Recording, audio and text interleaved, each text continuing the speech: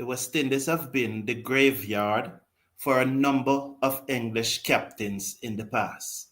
Recently, Joe Root and Owen Morgan were captains that were sacked after touring the West Indies. At the World Cup, I asked Josh Butler if he will be back here in November for the West Indies tour. This is a tour that England has to win for him to keep his job. There's some a little pressure on Rovman Powell, but I think Rovman Powell is in a good place. Hello everyone, welcome to the live watch-along of the first T20 International between the West Indies and England, live from Kensington Oval in Bridgetown, Barbados. England have won the toss and have asked West Indies to bat first. The West Indies playing 11 is Brandon King, Evan Lewis, Nicholas Pooran, Shimron Hetmyer, Rovman Powell, Shafane Rutherford, Romario Shepherd, Andre Russell, Akil Hussain, Gudakesh Moti, and Shamar Joseph. That's the West Indies playing 11. So we are about to get going. King and Lewis will open as expected. Andre Douglas will be joining me later. Over the wicket comes top play balls to King. He played it to backward point. There is no run. We are up and going. So that's the West Indies starting 11. Very interested 11. I was surprised that Chase was not included in the 11. But I think the reason for that is that they would have probably read the pitch and know that we do not need to play a third spinner. Therefore, he was not included in the time. So I think it is tactical more than anything else. Top play balls to King, turn it away through mid-wicket. Down to that man on the mid-wicket boundary, they go through for a single. West Indies up and running after 2 deliveries. I know that many of you would have expected other players in the team. Persons like Sheo, many of you would have expected it in the team. However, this is the team that was selected, and this is the team that we as West Indies supporters are going to support for this match. After all, as I have often said, it's only this 11 can win us this match today. So let's support the players and wish them all the best. Support each and every one. So top plays it, who is bowling from the pavilion end, and he has a slip backward point cover, extra cover mid-off, mid-on, and a mid-wicket. There's a man out on the backward square leg boundary and a man on the cover point boundary. Let's watch now. Top play over the wicket. Bowls to Lewis, who pulls this down to the man on the mid-wicket boundary. Just moving around, coming to mid-wicket is the man that was behind square, and they got a single. So it's 1 more to the total. West Indies 2 without loss after 3 deliveries. So we are up and running in the first one T20 International between these 2 rivalries. They are calling this series the rivalry series. So let's see. Over the wicket comes Tapley, bowls to King. He played it down to the man at mid-off, and they go through for a quick single. Good running there by the West Indies openers. 3 without loss after 4 deliveries. So the last 2 years that England toured the Caribbean, this is the 3rd consecutive year, they have not won any of the white ball series. Interestingly though, and what I'm thinking is haunting many West Indian fans, is that England beat us in the Super 8 stage of the World Cup. Over the wicket comes Tapley, bowls to Lewis, played it to mid-on, no run. The score remains at 3 without loss after 5 deliveries. So many West Indies fans would have been taken aback by that, and they would have given up all those series win for winning that match in the Super 8 stage of the World Cup. Effectively, that was one of the matches that we lost that really sealed our fate, because we went on to lose to South Africa, and having lost 2 matches in the Super 8 stage, we never got back. So they are bringing in the 3rd man here and pushing back a man on the mid-wicket boundary. So there's a backward square leg and a deep mid-wicket, and there's a mid-on. It's still a 6-3 field. Big gap on the offside close to the bat, plays it into mid-wicket, and they go through for the single because there's a big gap there on the onside. Only 3 on the onside, and 2 of those were on the boundary. So 4 without loss after 1 over. As I said, Andre will be joining us at the end of the next over. we will be doing alternating the commentary today, which is very good. Always a pleasure to have Andre here. And so we hope that he doesn't get any wicket today. Let's see. Andre is a man who is known for getting wickets, and we hope he doesn't get any West Indies wicket today. So Patrick Lambert, welcome to the show, man. Hello to everyone. I would like West Indies to bowl first. Okay, that I think that comment was before the match. Yes. Oh, there are two comments there from me. Sorry. So Nilo Alexander is saying that the big guns are back. Well, I hope they fire. We are all hoping that they fire and fire well today. Let's hope so. Lewis Seckers now. Over the wicket comes Shoaib Mohammed, bowls to Lewis. He drives through the covers, running away down to the boundary. It got there now, 4 runs. Lovely shot by Lewis. So the score moves up now to 8 without loss, as that one was pitched up. And Lewis into the drive, pierced the gap, and it runs away down to the extra cover boundary for 4. Is that Josh Butler breathing heavily there? Wow, after giving chase there.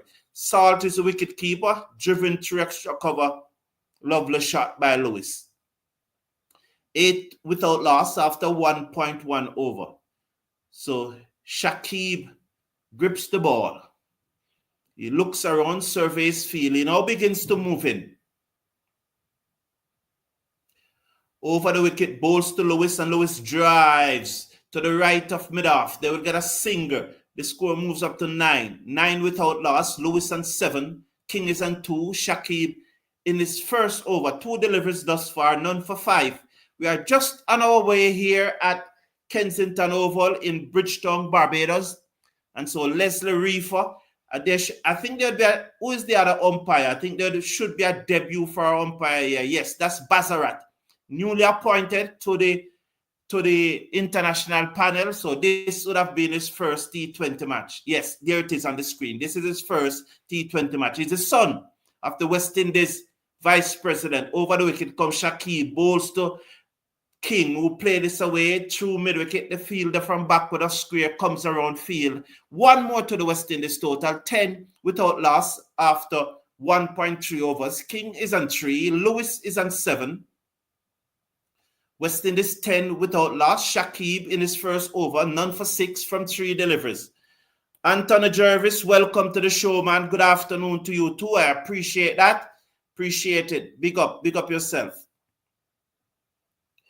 Salim Khan saying, good day, brother. Enjoying your commentary. Thank you very much. Shakib over the wicket. Bowl to Lewis, clipped away. In the gap, wide of mid-wicket. The fielder on the long-on boundary comes in, sends the return in. The score moves up now to 11 without loss in over number 2. 2 deliveries to come in the second over. Sunil, how are you, Sunil? Good afternoon, sir. Good afternoon to you too. Always a pleasure having you here, as you have expressed. Thank you very much, Sunil. It's a pleasure. So, Double Ice Sport Cricket saying, good afternoon, Carlton. It's a pleasure to you, Double Ice Sport. Andre Douglas is here with us today, the son of Michael Douglas, who is always in the chat with his opinions, which we welcome. Over the wicket comes Shakib, bowled to King, and he drives straight to extra cover and he's out caught. He gave himself room and he did straight to extra cover. He didn't pick out the gap. It's a packed offside field, and King goes for 3. So after coming off 100, King is now gone for 3. Gave himself room, trying to hop the ante. He never keep it down. It far up on the bat, and it went straight to that man at extra cover in the bread basket. And West Indies have lost their first wicket with King gone for 3, caught by Overton at extra cover, bowled by Shakib. West Indies 11 for 1 after 1.5 overs. King there being dismissed. So the West Indies 11 is, as I said, is King, Pooran, King, Lewis, Pooran, Hetmeyer, Powell, Rutherford, Shepherd, Andre Russell, Akil Hussain, Gudakesh Moti, and Shamar Joseph. So Nicholas Pooran, one of the stars, come to the crease now, and we hope, as I said, I hope they fired today, because definitely we want them to come to fire.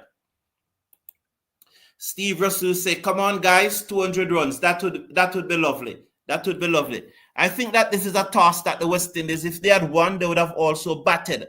I never heard what happened at the toss, what the comments from Ravman Powell was, but I figure that you would have bowled first if you have won the toss. They expect to be rain somewhere around 7 o'clock, 6 o'clock, 7 o'clock this evening. So it's a 30% chance of rain. So one shouldn't say expect to be rain. So here's a field for Pooran. Short third man, backward point, cover mid-off, mid-on, backward square leg and a short fine leg. Over the wicket, bowls to Pooran, Yorker dugged out, back to the bowler, and there is no run. So after 2 overs, West Indies asked to bat first by England are 11 for 1 as we welcome Andre to the commentary.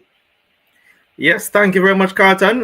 Good afternoon to your viewers all over the world, wherever you may be. So at the end of over number 2, West Indies, they are on 11 for 1. Lewis is on 8 not out. Pooran has just come to the crease. He's yet to get off the mark. King has made his way back to the pavilion for 3. So it is Lewis who will face. It's 8 from 6 deliveries. So West Indies going at exactly 5.5 runs per over. It is Topley. He's at the top of his mark. He's going to come to bowl to Evan Lewis. Lewis takes his stance. Here comes Topley in bowl to Lewis, who flicks up one to the square leg area that go through for 1. That is all they'll get. The score moves on to 12 for 1 in over number 3. It's been bowled by Topley. Lewis moves to 9. Pooran comes into strike. He's yet to score. So West Indies, 12 for 1 in over number 3, having lost the wicket of Brandon King. It is Nicholas Pooran who will face his second delivery. He's just taking a look around the field. He now takes his stance to face the bowling of Topley. Not just yet.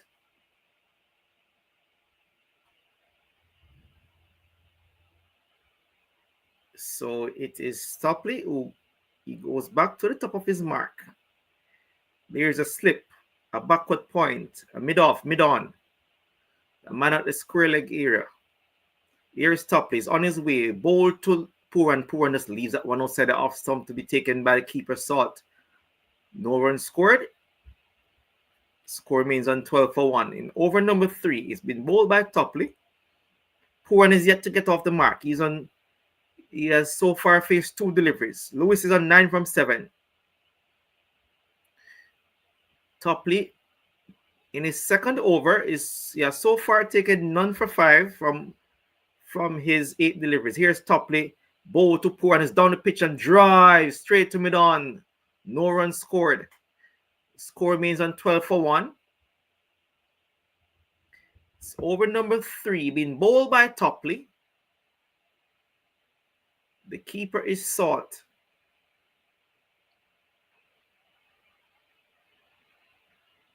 Nicholas Pooran yet to get off the mark. He has so far faced 3 deliveries.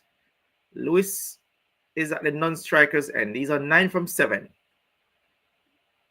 West Indies 12 for 1 in over number 3, being bowled by Topley, who is on his way to bowl to Pooran. Pooran is pulling that one. I think it took his glove, went to the fine leg area. They go through for 1. That is all they'll get. So Pooran is off the mark. The score moves on to 13 for 1 in over number 3. Good day to you, Sir Vincent. Thanks for joining.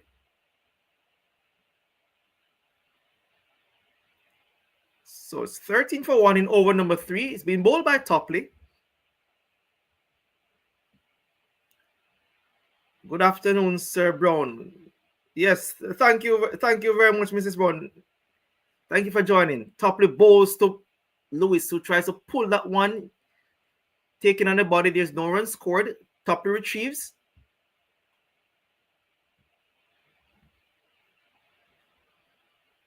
A good over thus far from Topley. Good afternoon, Stephen. Thanks for joining. One delivery to come in over number 3. It's been bowled by Topley. It's Evan Lewis who faces up. He's on 9 from 8 deliveries. Here is Topley. He's on his way. Pass umpire now. Bowl to Lewis. Lewis drives. Beautiful shot down the gun for 4. And there was Evan Lewis on the front foot. Drives that one between mid-on and the bowler into the mid-on boundary for 4 runs. He goes on to 13. So at the end of over number 3, West Indies are 17 for 1. Pooran is on 1. Lewis is on 13. Those helmets looks brand spanking new. So shiny, says Mr. Casanova. Indeed, indeed. Terence is saying, what's wrong with King? Play yourself in and then explode. Stop this running down the wicket, in which case you cannot control the shot. Yes, he has fallen a few times that way, you know. That's the nature of it. That's how King plays. Sometimes, so let us hope that more often than not he will be successful. That was a good shot indeed by Evan Lewis. Straight past between the mid-on and the bowler for 4. It's going to be Saqib to bowl to Pooran. Oh, that loud appeal for LBW, not out. Trying to swing that one, not out, says umpire Reefer. The captain, Butler, is thinking about it. Will they go for it? Yes. That was a wild swing there by Nicholas Pooran. The only thing that can probably save Pooran right here is if it pitches outside the leg stump. That looks to be a very, very close call. Let us see what happens. That was a full length delivery. So they're anxiously waiting on the DRS. Let us see. England reviews. Pitches. It looks very close to me. It looks pretty straight. Let us see what happens. The only thing that can possibly save Pooran here, if it pitches outside the leg stump. Let's see what happens. Yes, I figured. The only thing, yes. So just pitching outside the leg stump right there. Very good call there by umpire Reefer, who I think is one of the better umpires in the region. I rate him pretty highly. Umpire Leslie Reefer from Barbados. Very good umpire indeed. So England lost the review. So it is going to be, yes, pitches outside the leg stump. Yes, and that is all that matters for the West Indies. Here is Saqib. He's on his way once more. He's going to bowl to Lewis. Bowl to Lewis. Flick that one nonchalantly. He's going to be caught at square leg. Ooh, that was a very soft dismissal on the part of Lewis. And there was Lewis just flicking that one to the square leg, the man on a deep square leg boundary. West Indies have lost their second wicket. It's 18 for 2 in over number 4. Lewis goes for 13. Saqib picks up his second wicket. So it's 18 for 2. Lewis goes to 13. And there was Lewis just flicking that one nonchalantly straight to the man at the deep square leg area. He takes a catch that seems to be... Is it Bethel? Seems to be Bethel. Yes, Bethel on the deep square leg boundary. So Lewis goes to 13. 13 from 10 deliveries.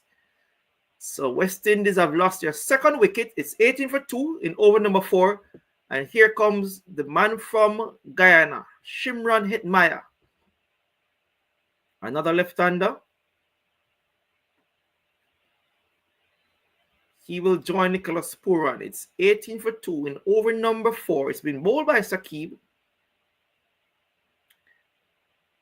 Pooran is on a 1. 1 from 5 deliveries. Hetmyer. He's going to face the bowling of Saqib.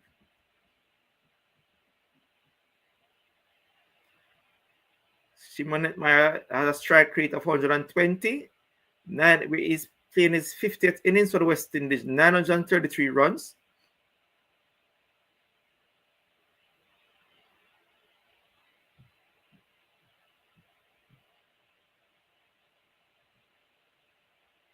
that was a well set fielding there for Lewis. So the West Indies have lost their second wicket. They're in over number 4. And the English fans are dancing.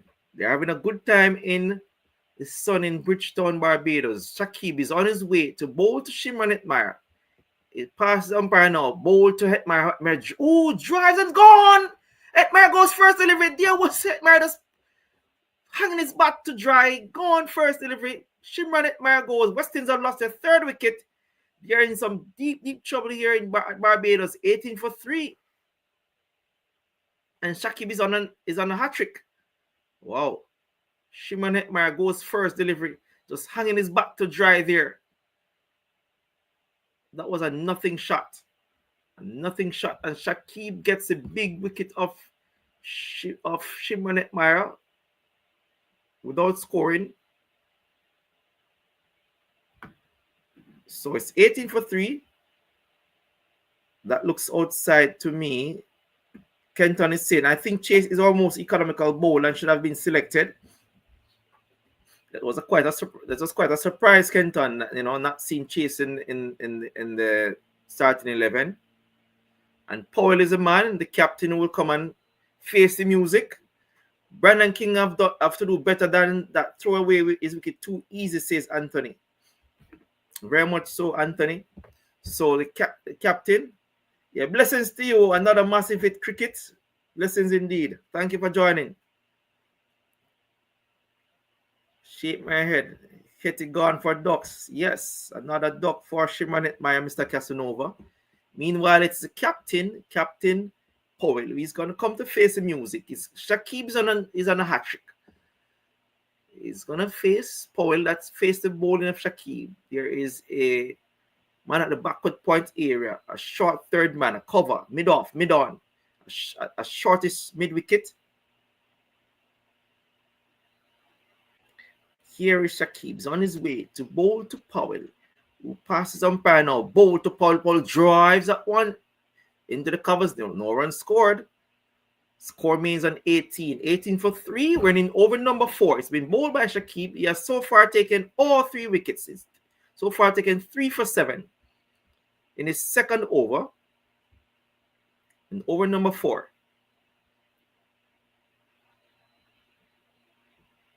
So he's back to the top of his mark. He's going to come to bowl to Rovman Powell, who's yet to score. Shakib is on his way now to bowl to Powell. Pass umpire about to Powell. Powell gets an inside edge to the backward square leg area. They go through for a single. Powell is off the mark.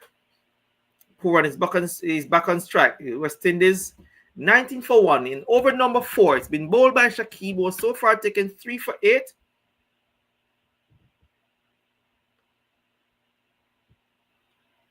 Hetmyer can go back to the beach, says Steve Rousseau.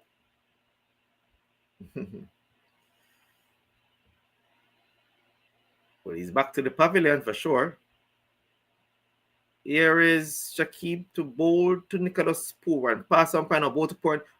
Fix that one to the final leg area for 4. Body line delivery there by Shakib, and there was Poor and just flicking that one into the final leg boundary for 4. So at the end of over number 4, it's 23 for 3. Poor is on 5. Powell is on 1, and it's back now to Carlton. Thank you very much, Andre. Once again, you are getting more wickets than I. I knew once I got 1 wicket, you are going to get 2. So I'll try my best not to get any in this spell. You're a wicket taker. I hope when England bats, you will do much better than you are doing now. So Mr. Casanova is saying, why did they send another left-hander? Powell should have come out before Hetmyer. I was thinking that too. Is the exact thing that I thought when I saw Hetmyer coming and saying that it looks like rain is now falling in Barbados, and rain is now falling in Jamaica too. Top plays it. But that thought came to my mind.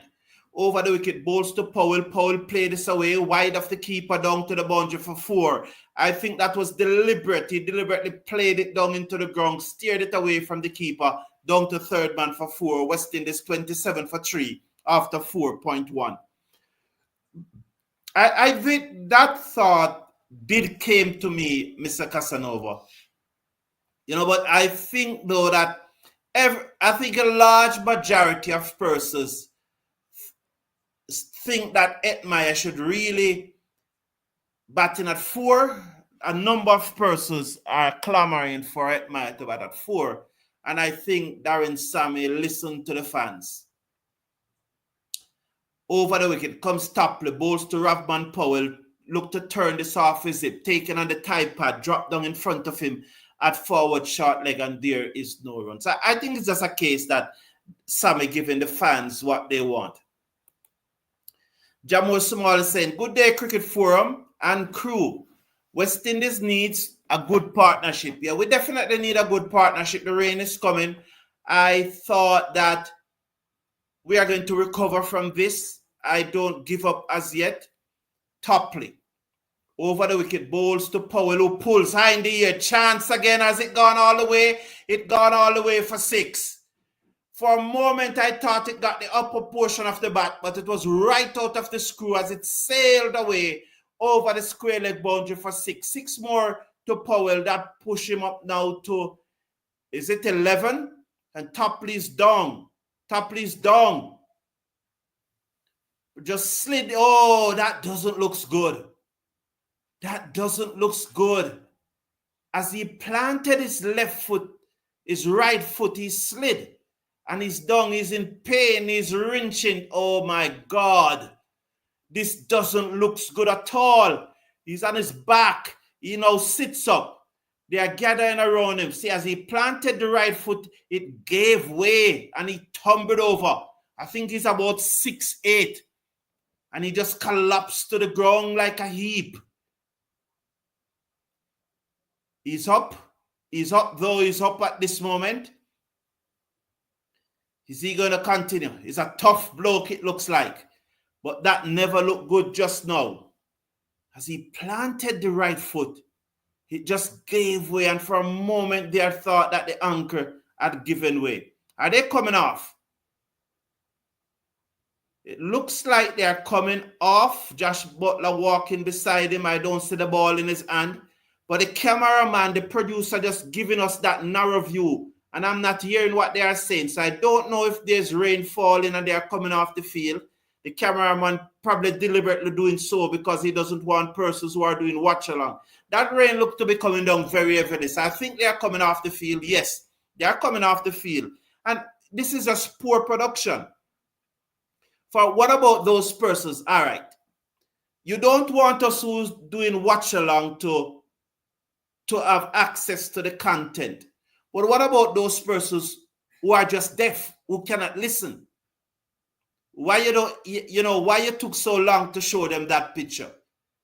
Come on, man, you have to do better than these producers. Have to do better. Andre, West Indies in a spot of bother, definitely. The rain probably saved West Indies at this time. Okay, guess what? Oh, yeah, sorry about that. So, Jamor Small, Norbert Davis said, don't worry about those early wickets. Lots of bats to come and lots of over left in the game. Definitely, Norbert. Andre, you're available now? Yeah. Sorry, I didn't know. Yeah. Yes, man. It's rain. Right. King was the first to go, charging down the pitch. It's a T20 game. Didn't keep it on the ground. What's your thoughts? Well, I've seen King gotten out a few times like that. He has a propensity to play that sort of, to do that. So, King has to understand that sometimes he has more time than he actually thinks, because although we didn't get off to a flyer, but he actually has more time. So, I next time I'd hope that he probably learn from this sort of mistake, that he has to pick his bowler too. Because Saki was bowling a pretty good line and length. So it came out from nowhere. Yes. But the information coming out of the camp is that the openers should go hard, and that's one of the main reasons why the batting lineup is so long. They expect the openers to go hard. Nonetheless, he should have kept that on the ground. Exactly, exactly.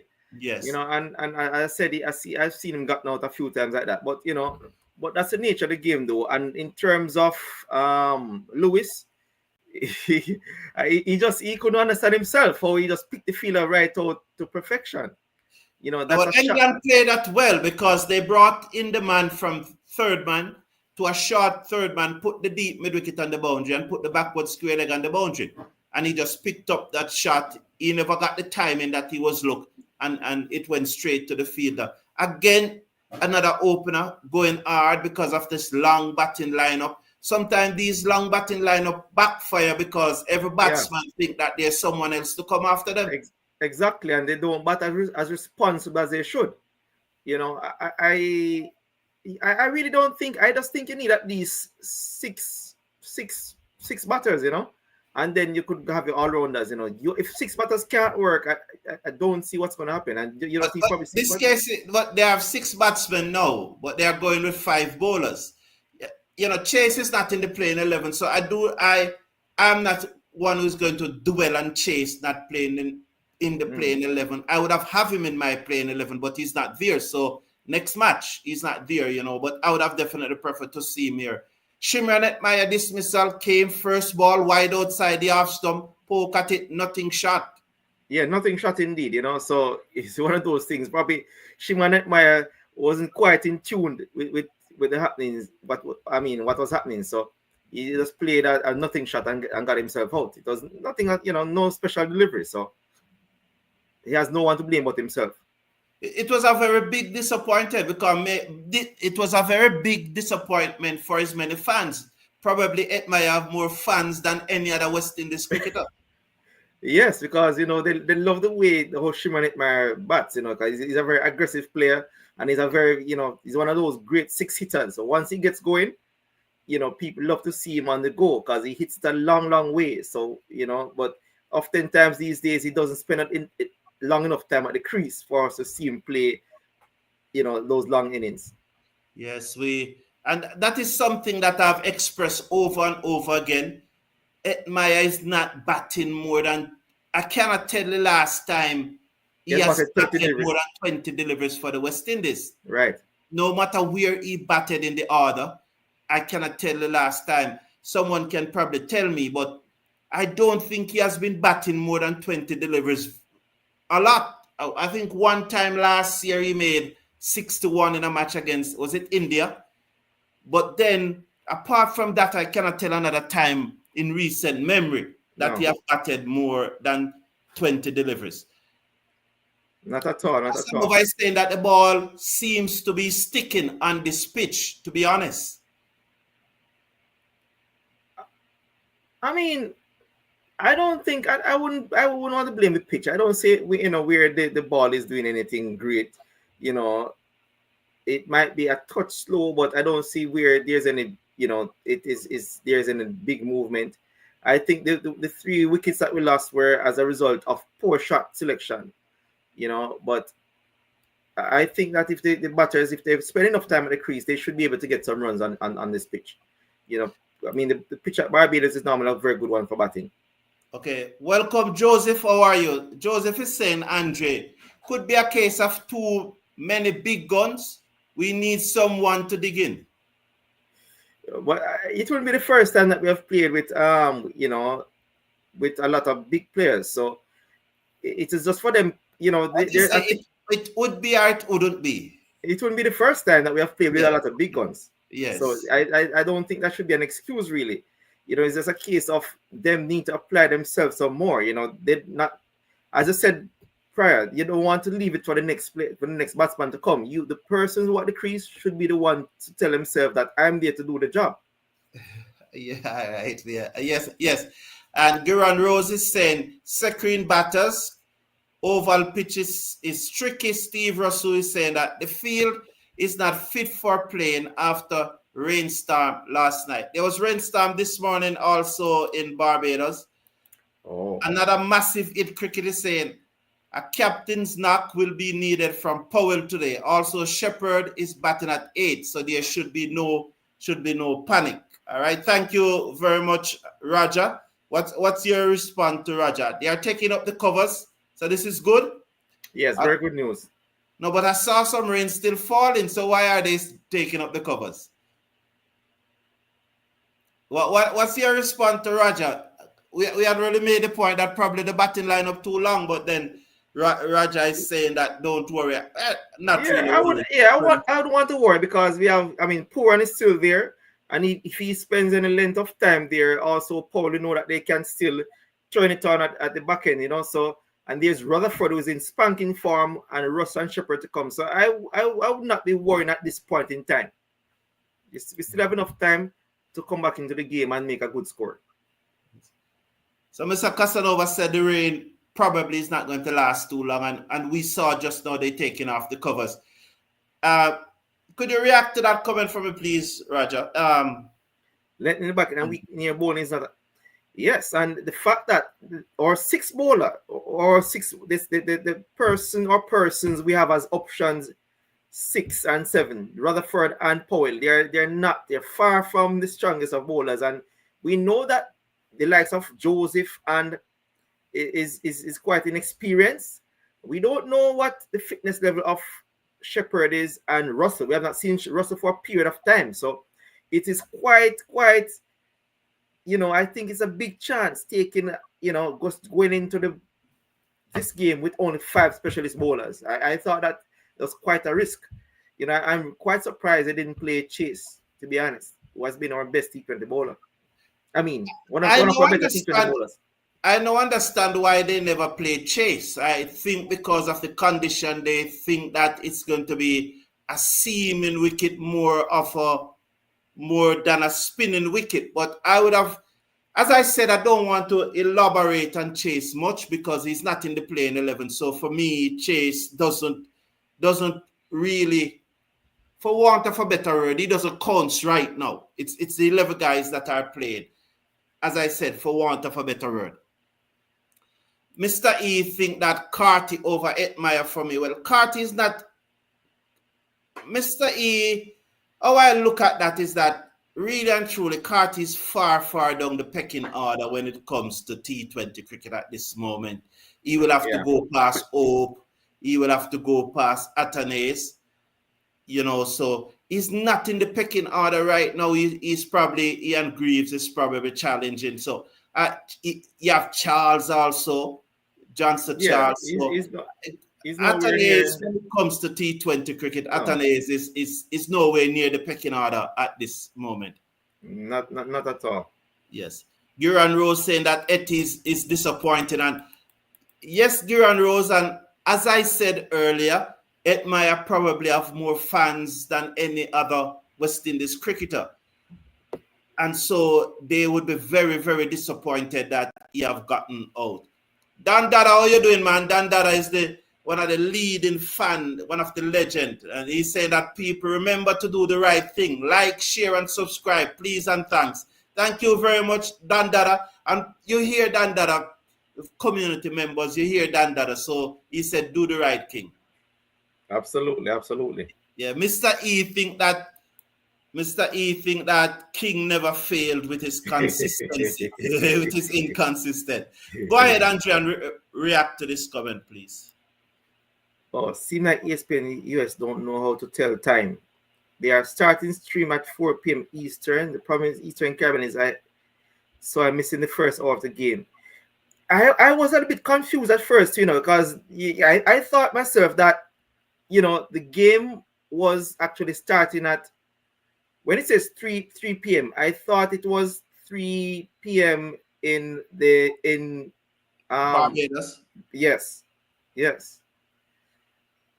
But yes, so they use it because the Eastern time now is back to the same time as Jamaica. So we are now an hour behind the Eastern Caribbean time now. That is for those persons in North America, on the East Coast, that is. Okay. Yeah, it's a person on the East Coast. Kirk Community is saying, good day, Mr. Cricket Forum and co-hosts. We are just filling in the time because there's some rain at Kensington Oval. They have gotten the covers off the pitch, and hopefully the game will resume soon. So we are just finishing the time.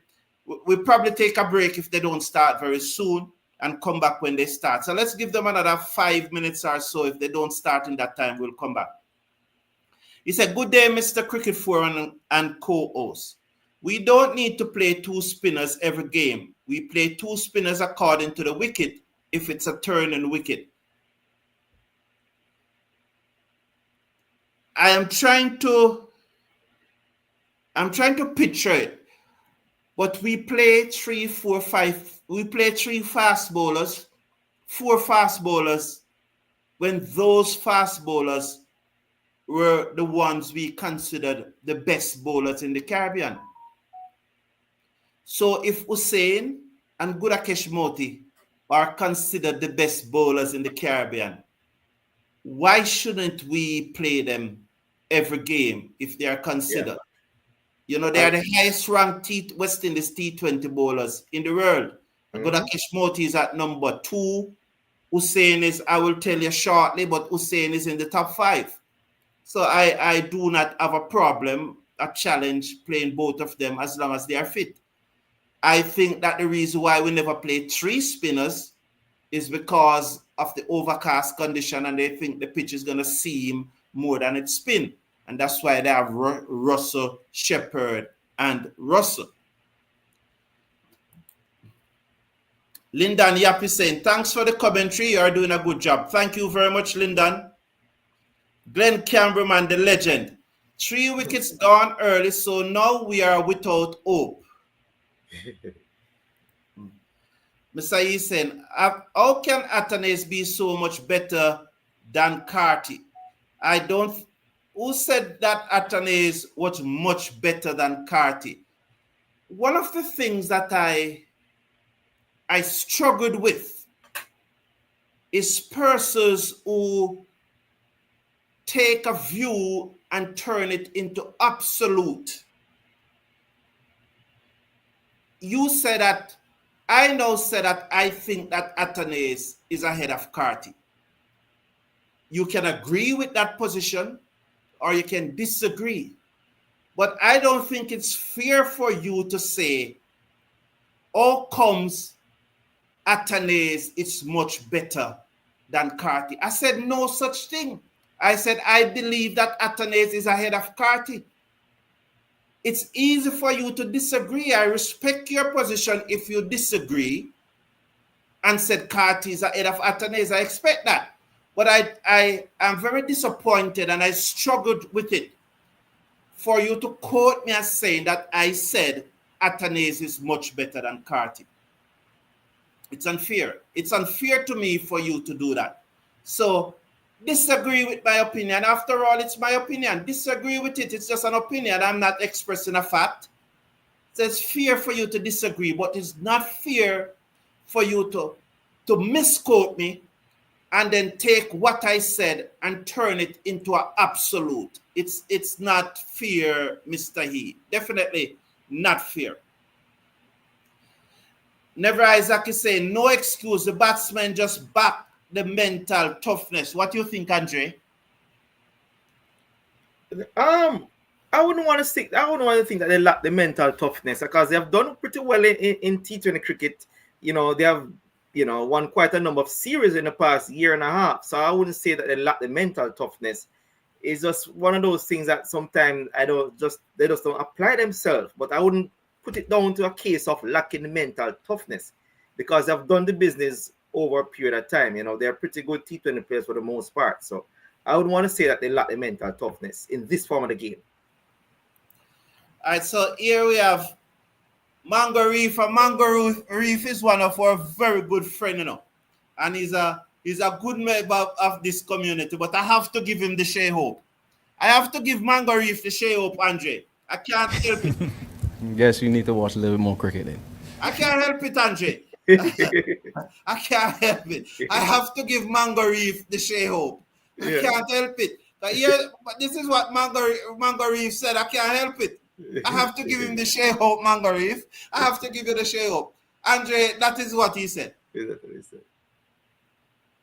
You can really, you can react to it for me, Andre. I already gave him the share. The No, share. I mean that. I think that is enough. I think that is. I can't add anything else to what Shehope just said. There's nothing else Yes, to add. among the if he says, speaking of Carty, I don't understand why he's not a mainstay in the test team. So, right. Mango Reef, it's all good fun. Yeah, boss, it's all good fun. Joseph said it might give Rutherford a chance to play on intense like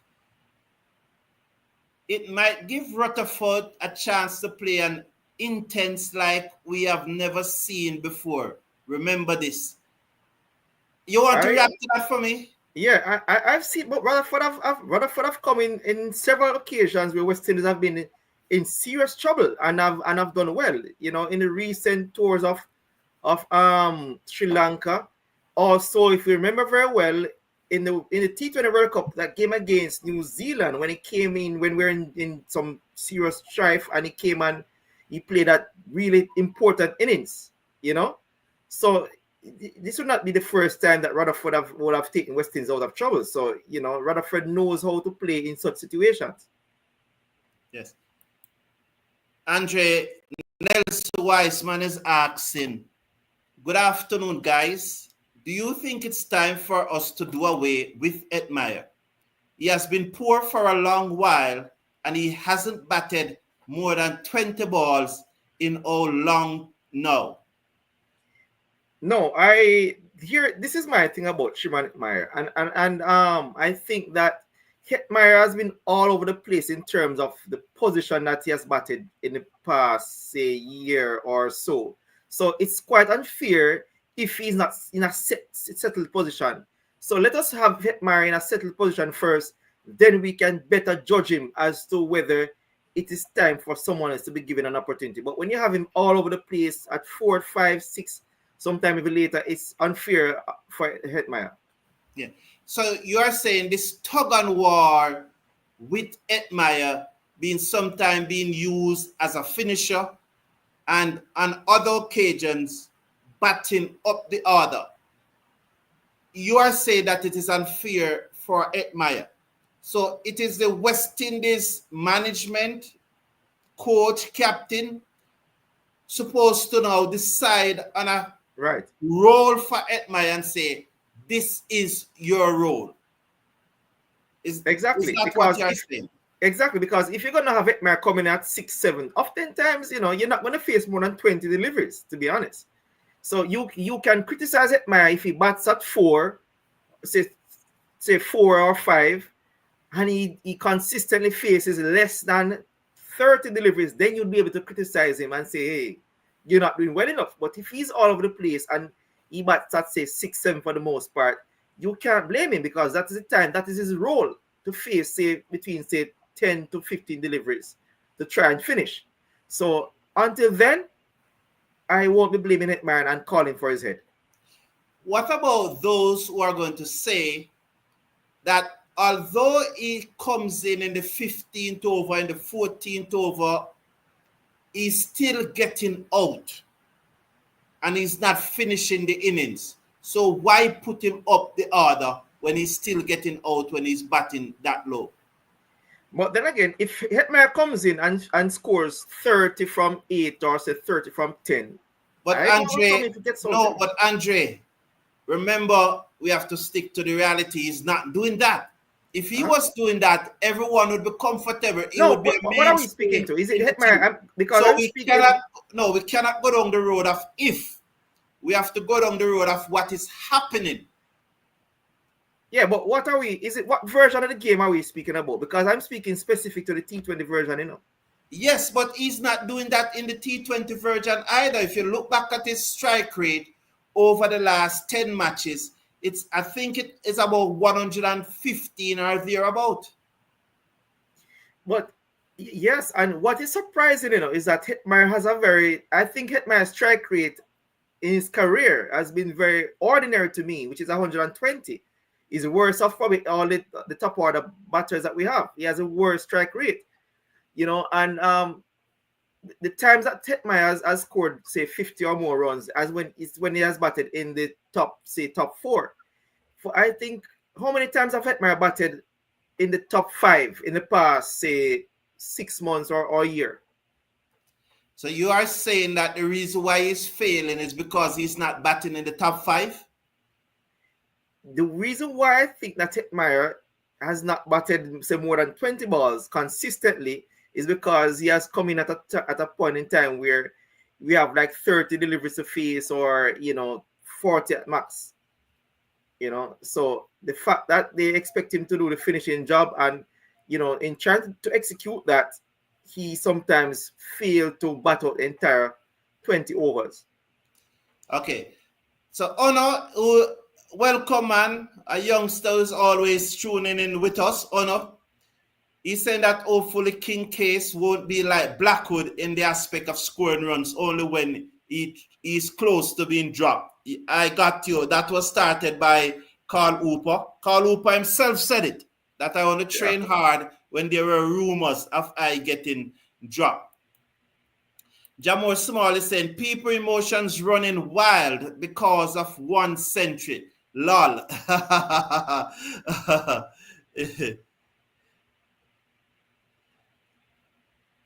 So if Athanaze is above Carty, implies he's better than him. Argument done. So Mr. E, I will say this. One, I can't be responsible for your interpretation of what I said. But at no time did I say Athanaze is way better than Carty. I would accept that if I said Athanaze is ahead of Carty, of course, it means that he's better than him at this time. It doesn't mean that he will be better than him 6 months' time. But I never said he's way better. And so, argument really done. I'm not responsible for how you interpret what I said. But don't say something that I never said. You notice just now, you take out the word way better and just said better. And that's what I'm talking about. So Glenn Camber is saying, England have 3 left-handed batsmen in their lineup. Hope should have played over the tired-looking Moti, especially for the match-ups. What absolute rubbish. If you play Hope, we're going to have 4 bowlers then, right? Because I'm assuming that it will be Hope for Moti. I don't get that. It's okay to say that Hope should play ahead of one of the batsmen. It's your opinion. We respect that. Yeah, Hope should have played ahead of King. Hetmeyer. Hope should have played ahead of Hetmeyer. Yeah. Even if we don't agree, we have to respect that. Yeah. But when you say Hope should have played over Moti. Moti's a bowler. Moti's a bowler. What's wrong with your Glenn Campbell? We love when you're in the chat, because you give us a lot of jokes. Thank you, man. Yeah. You give us a lot of jokes. So, Terence Scott is saying, surprised that Chase did not play in place of Hetmeyer to give us a 6 bowling option, and also don't understand why Shamar was played instead of Ford after his great work in the last ODI. So Terence Scott there expressing some views that I would have shared, because I did pick I did pick Ford and Chase in my playing 11 instead of Shamar and Hetmeyer. So he's expressing similar views to what I would have expressed when I was picking my squad. But as I said again, let's support the 11 that is on the field, and that's the important thing. Could you take this comment, please? Another massive hit cricket, the IPL. Go ahead. The IPL will further add to the Hetmeyer issue, as they will once again use him in a finishing role for 2 months out of the year. Unfortunately, this affects West Indies cricket. But I mean, the West Indies doesn't really have to follow what the IPL does, because IPL, they are at liberty to do whatever they want to do. The West Indies are free to play Hetmeyer in a different role. So I don't see where the IPL should have so much of an impact on what West Indies choose to do. And we have to bear in mind that Hetmeyer, I think he's back to the drawing board in terms of he has not been retained, so we don't know if Hetmeyer will be actually selected for the IPL. Let us hope he will, but Yeah, man, it's not a done deal. he has been retained. He has He been was retained? retained. Yes, man, has been retained for about 11 cores, I think, which is Oh, over okay, I a didn't see that. million, which is over $1 million US. So you have been retained. Congratulations to Okay, Maya, I wasn't aware of that. I Narayan, didn't see. Russell. All those fours have been retained. So want to congratulate them. Yes. So Never Isaac is saying, when was the last time West Indies won a tournament, not a series? 2016 when we won the World Cup. As you brought up that, Never Isaac, there's something I want to say which persons may not be aware of. It is very important that West Indies start doing well in global tournament. It's this the cycle when the ICC is calculating how to distribute their surplus. Winning tournament is one of the variables that they take into consideration. Now, it is over a 15-year period that they usually do analyze these variables. And so very soon, our win in the 2012 T20 World Cup, very soon that will drop off and no longer be a part of the variables when they are calculating how to distribute the surplus. And so it's very important that even if we are not winning, that we are reaching some semifinals and we are reaching some finals. And so the women reaching the finals of the semi-final of the T20 Cricket World Cup earlier this month was very, very important to Cricket West Indies, extremely important to the financial health. I'm not saying that the financial health of Cricket West Indies is in a poor state right now, but that the ladies reaching the semi-finals of the T20 World Cup was good for West Indies cricket. So Ono is saying that another massive hit cricket is right on par, right on point.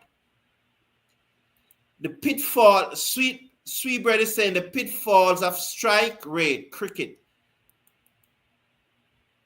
Glenn Campbell, our good friend, is saying Athanaze has not proven himself in any shape or form as Carty has done. At the end of the day, Athanaze might yet be better than Carty, but not now. All right, thank you, dear. I don't have an issue with that. If I don't have an issue with one person saying that I think Athanaze is ahead of Carty in T20 cricket. And I am very specific about that in T20 cricket. I do not have an issue if someone else said that no, Carty is ahead of him. Do you, Andre? No, not at all.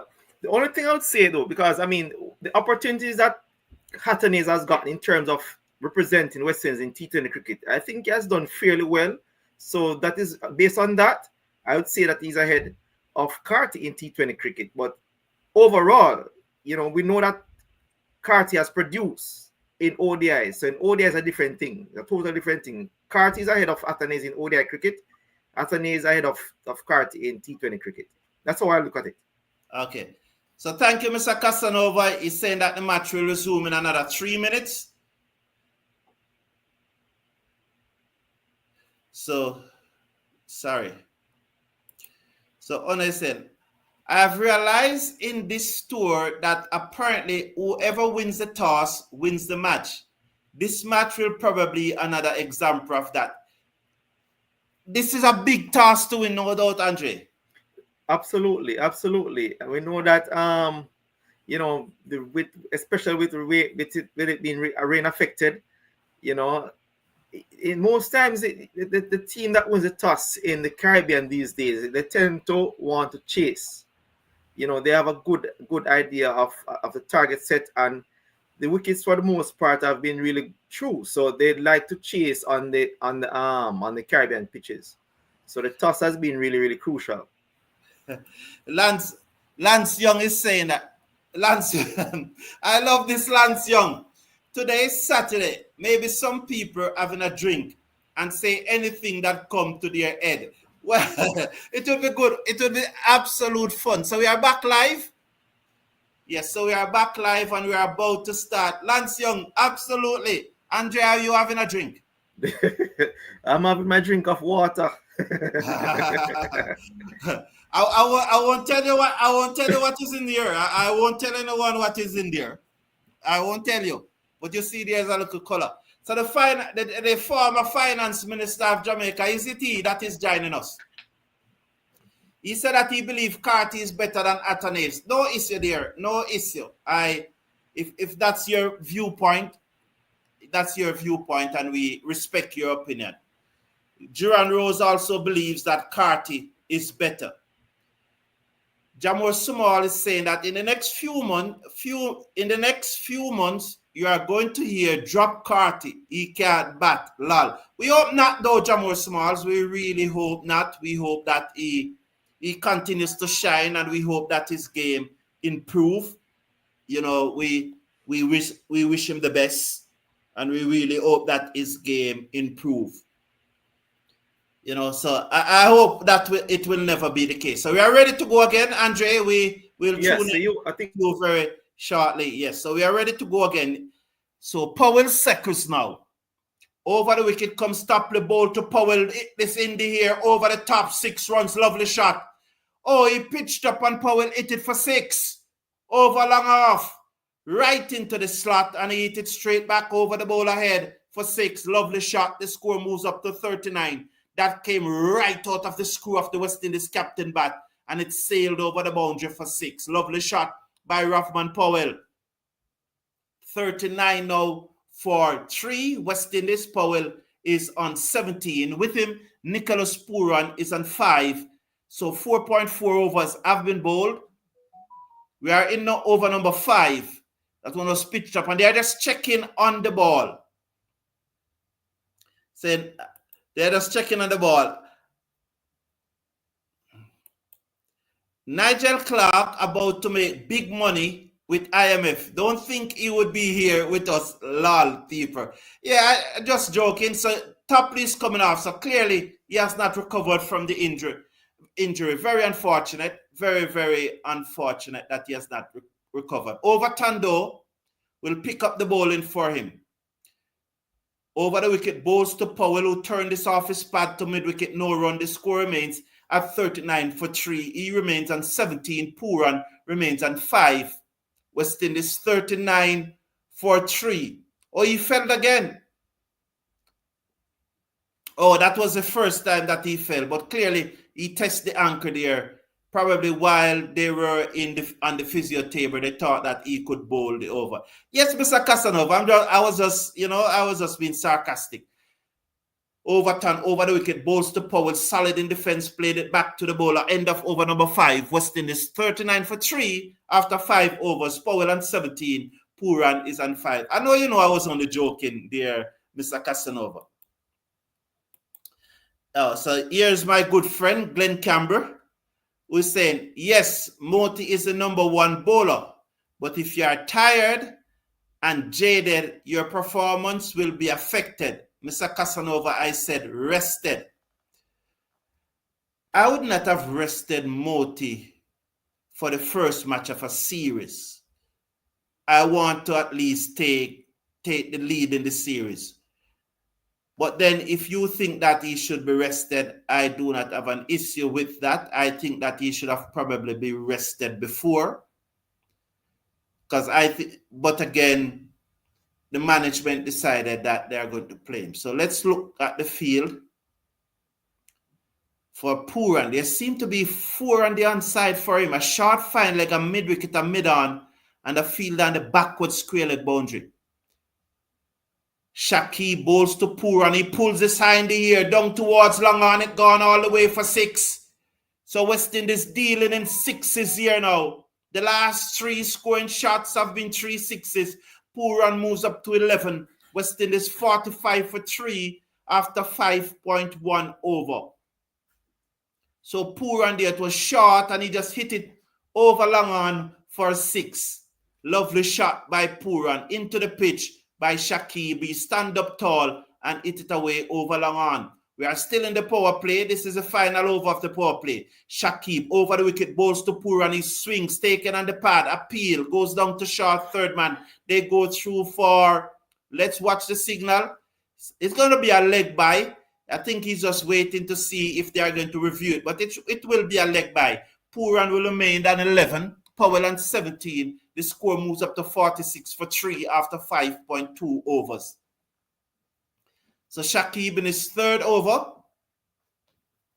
2.2 overs, 3 for 18. What a spell. What a spell by Shakib. The shot, and he looks to pull. So let's watch Shakib now as he comes into some last-minute adjustment being made as Powell secors.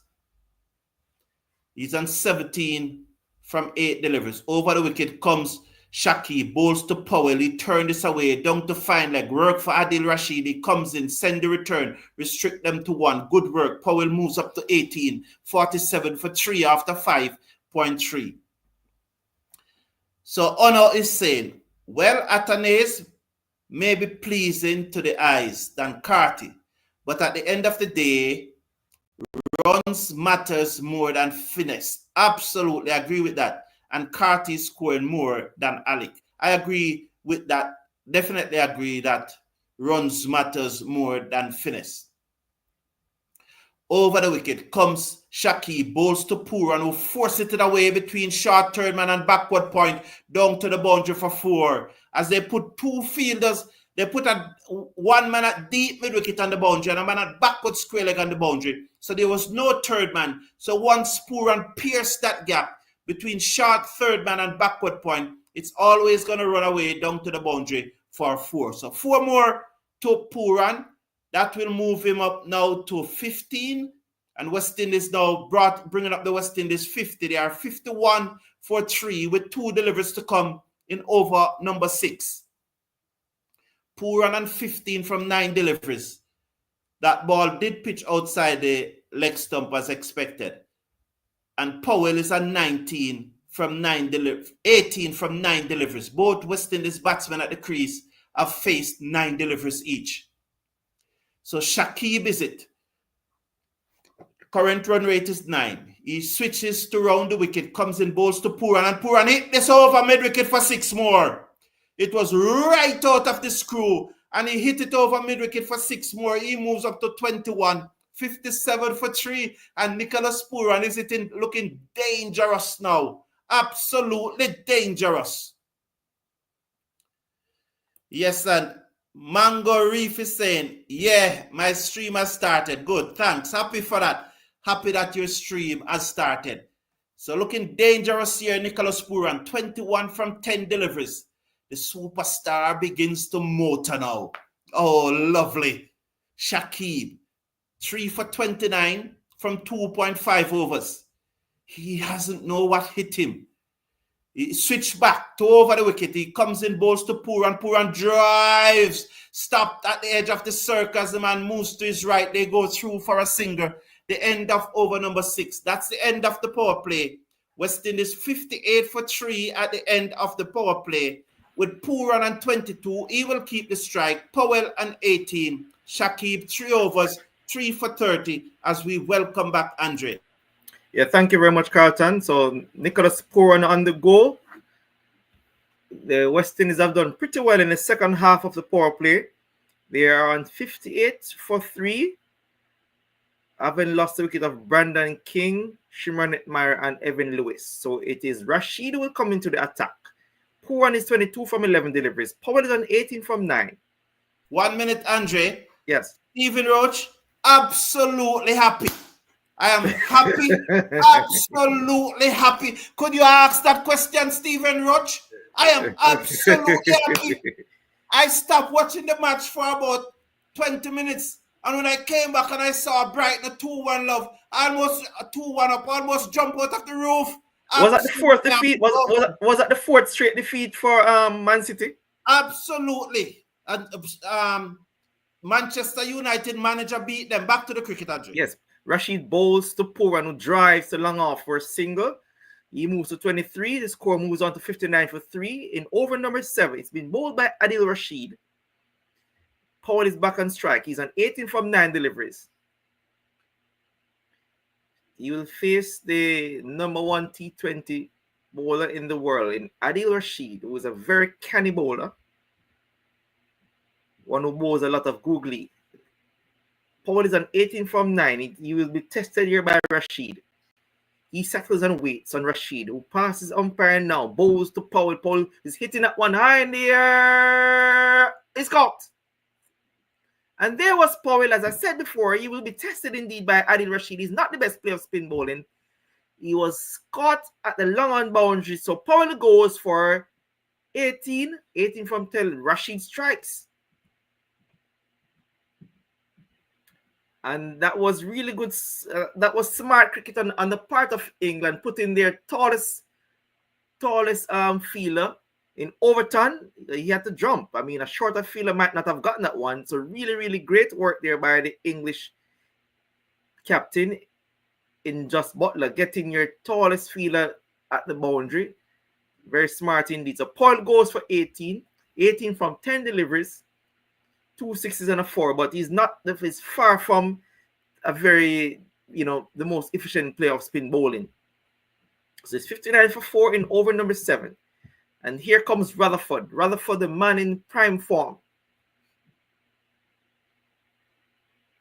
So he comes to join Pooran. Pooran is on 23 from 12. Rutherford comes to join. Shafin Rutherford.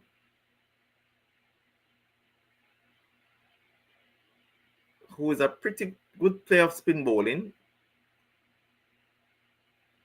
In his T20 career, he has 396 runs from 21 innings, 250s, a strike rate of 146, which is excellent, and a best score of 68. So Sherfin Rutherford is going to face the music. He's going to face the bowling of Adil Rashid. It's going to be Rashid. He's on his way to bowl to Rutherford, who plays that one into the mid-wicket area. There's no run scored. A few steps out of his crease. He had to get back.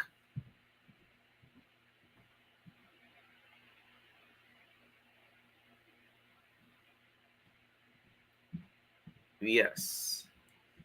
Poor hand-eye coordination is very good, says Analuko. Bold is Rashid, that seems to be having the googly.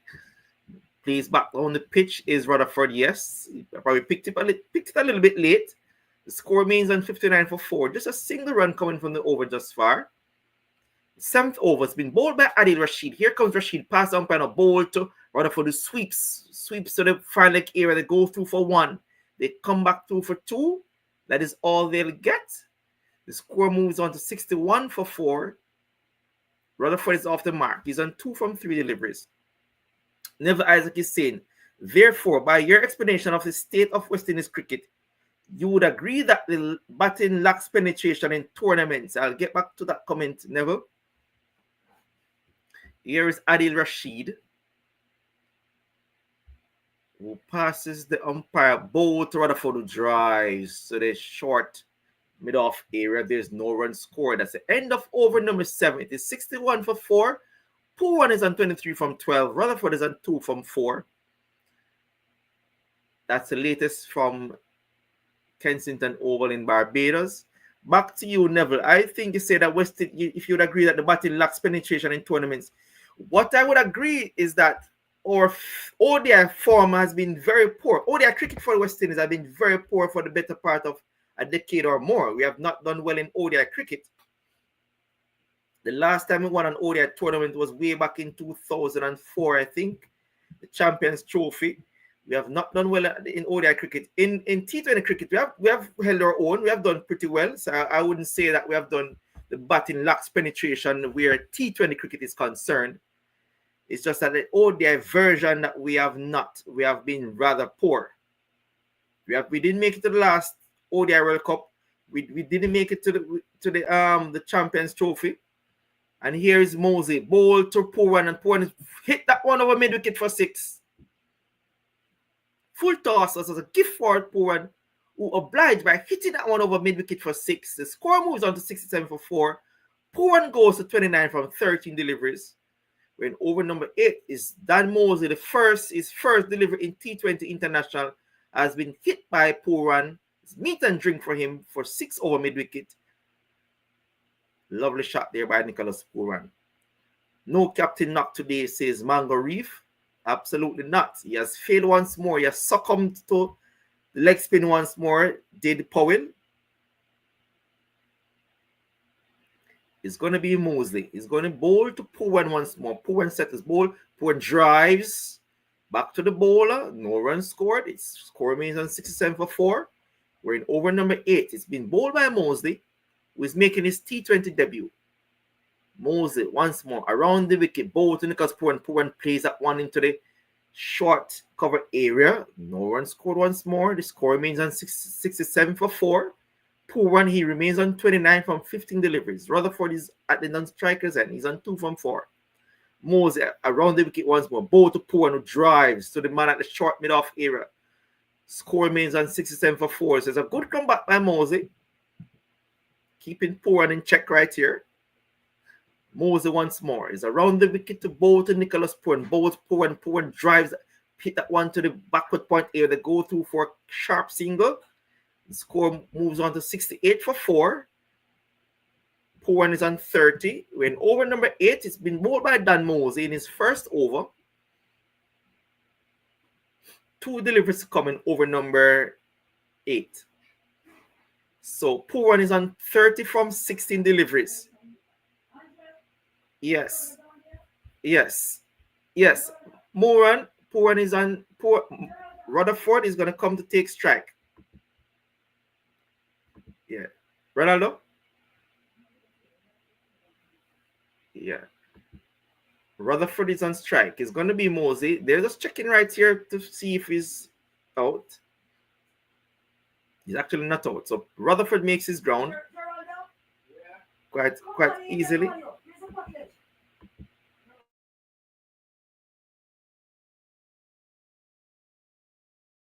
Pooran is hitting that. Is Rutherford hitting that? Trying to hit that one to the inside edge. There is at the end of over number 8. It's 68 for 4. Pooran is on 30. Rutherford is on 2. Back to you now, Carlton. Thank you very much, Andrea. Notice that as you came on, the very first delivery, you got a wicket. Yes. Yes. Yeah. Okay. All right. Yes. So, Mr. Casanova said, we got so many left-handers today. Yes, a lot of left-handers. Hussein, Gudakesh Moti to come to. So we have Lewis Pooran at my, that's 3, Rutherford, that's 4. 6 left-handers in the team today. So, yes. Glenn Cambry said, remember the debate with who? Rashid bowls to Pooran, who turned this away through mid-wicket for a single. The score moves up now to 69 for 4. Pooran is on 31. You mean the debate between Carty and Atanes? I don't mind those debates, but I hope we are debating 2 great batsmen. I hope the debate will ascend Rashid bowls to Rutherford is caught at first slip. Rutherford on the back foot looking to play a forcing shot. The googly never picks it as it turns across him. Outer edge, brilliant catch at first slip. So Adil Rashid as Rutherford went onto the back foot. As the googly spun across him, he looked to play it. And good catch. Who was that at first slip? Was that Butler? But it was a good catch. Good captaincy too to have that field at first slip. Well bowled. Yes, it was Butler at first slip. Well done. Well done by the captain. That's good captaincy. West Indies 69 for 5 after 8.2 overs. Rutherford gone for 2. Yes, Glenn Campbell, debates are healthy, you know. Different opinions are healthy. No one, there's a time when persons think that their opinions is not the only one, that it is the only one that matters. That's never the case. It's never the case. Your opinion cannot be the only one that matters. And your conviction is not another person's conviction. So you must be able to appreciate other person's views and respect their position. And I try to do that. I have my own convictions. I have my own strong convictions. And I will never say that they are right, because those are my views. Let's watch this deliver from Rashid. He comes in, bowls to Russell. Russell allows the leg break to turn slowly. He played it to backward point. There is no run. 69 for 5. So what I would like to see in a debate between Carty and Athanaze is not about two batsmen averaging in their 30s as Russell played that back down the pitch to the ball and there is no run. It's not a debate of person averaging high 20s, low 30s. I want it to be a debate about who is greater. Not who is better, but who is greater. Rashid bowls to Russell, who played it away through backward point for a singer. The score goes up to 70 for 5 with one delivery to coming over number 9. And that's what I want, because I am not a player CC. I'm not a country CC. I'm not a player CC. I support West Indies cricket. That's what I support. Not player CC and country CC. There are too many persons who support country CC and player CC. We must get with the West Indies cricket man. As turn into Puran, and he played it down to long on for a single. So Stephen Forrest is saying, is Nottingham Forest going to win the Premier League? Remember, it's a cricket channel, Stephen Roach. So although we talk a little, no, they're not going to win, man. Although they're in third position now, they're not going to win.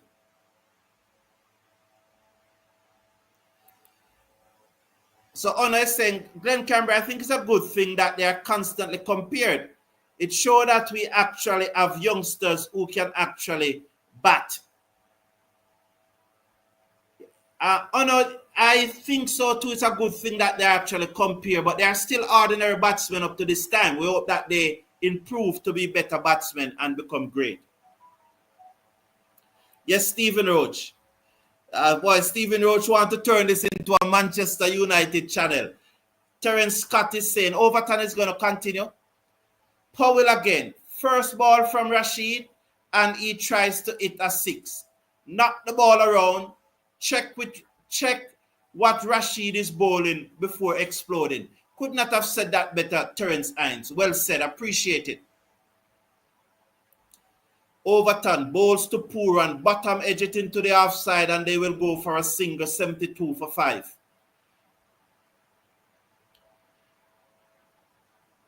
Good evening from New York, people. Are you not tired of Powell yet?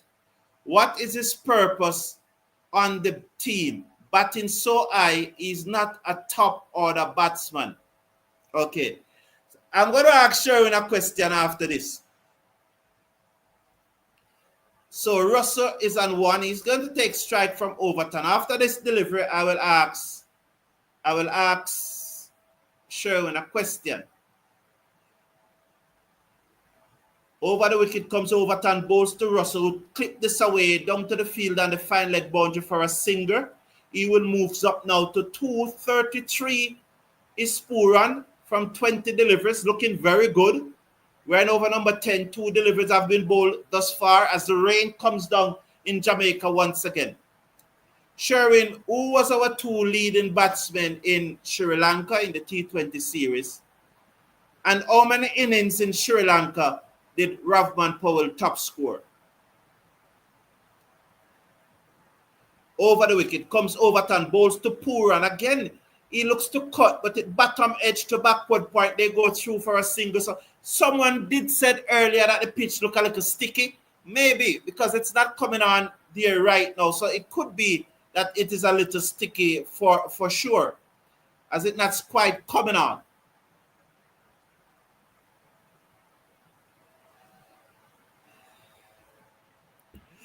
Wow. I wish Patrick Lambert was here.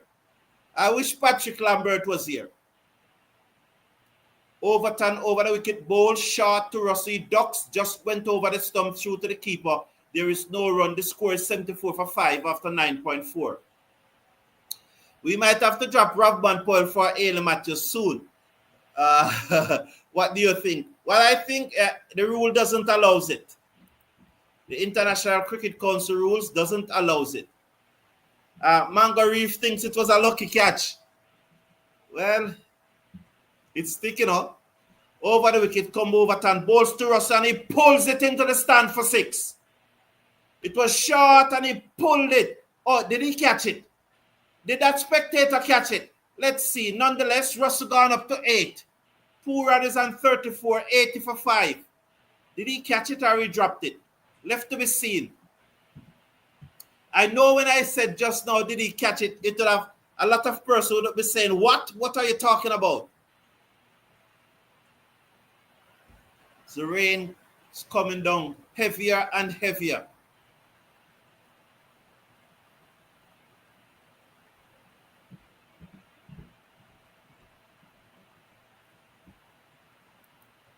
Yes, and yeah, okay, MJ, yes, greater because it's 2, all right?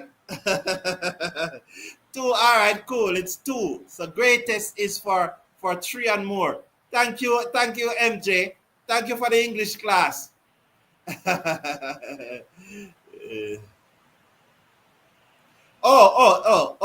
I'm going to respond some more to that.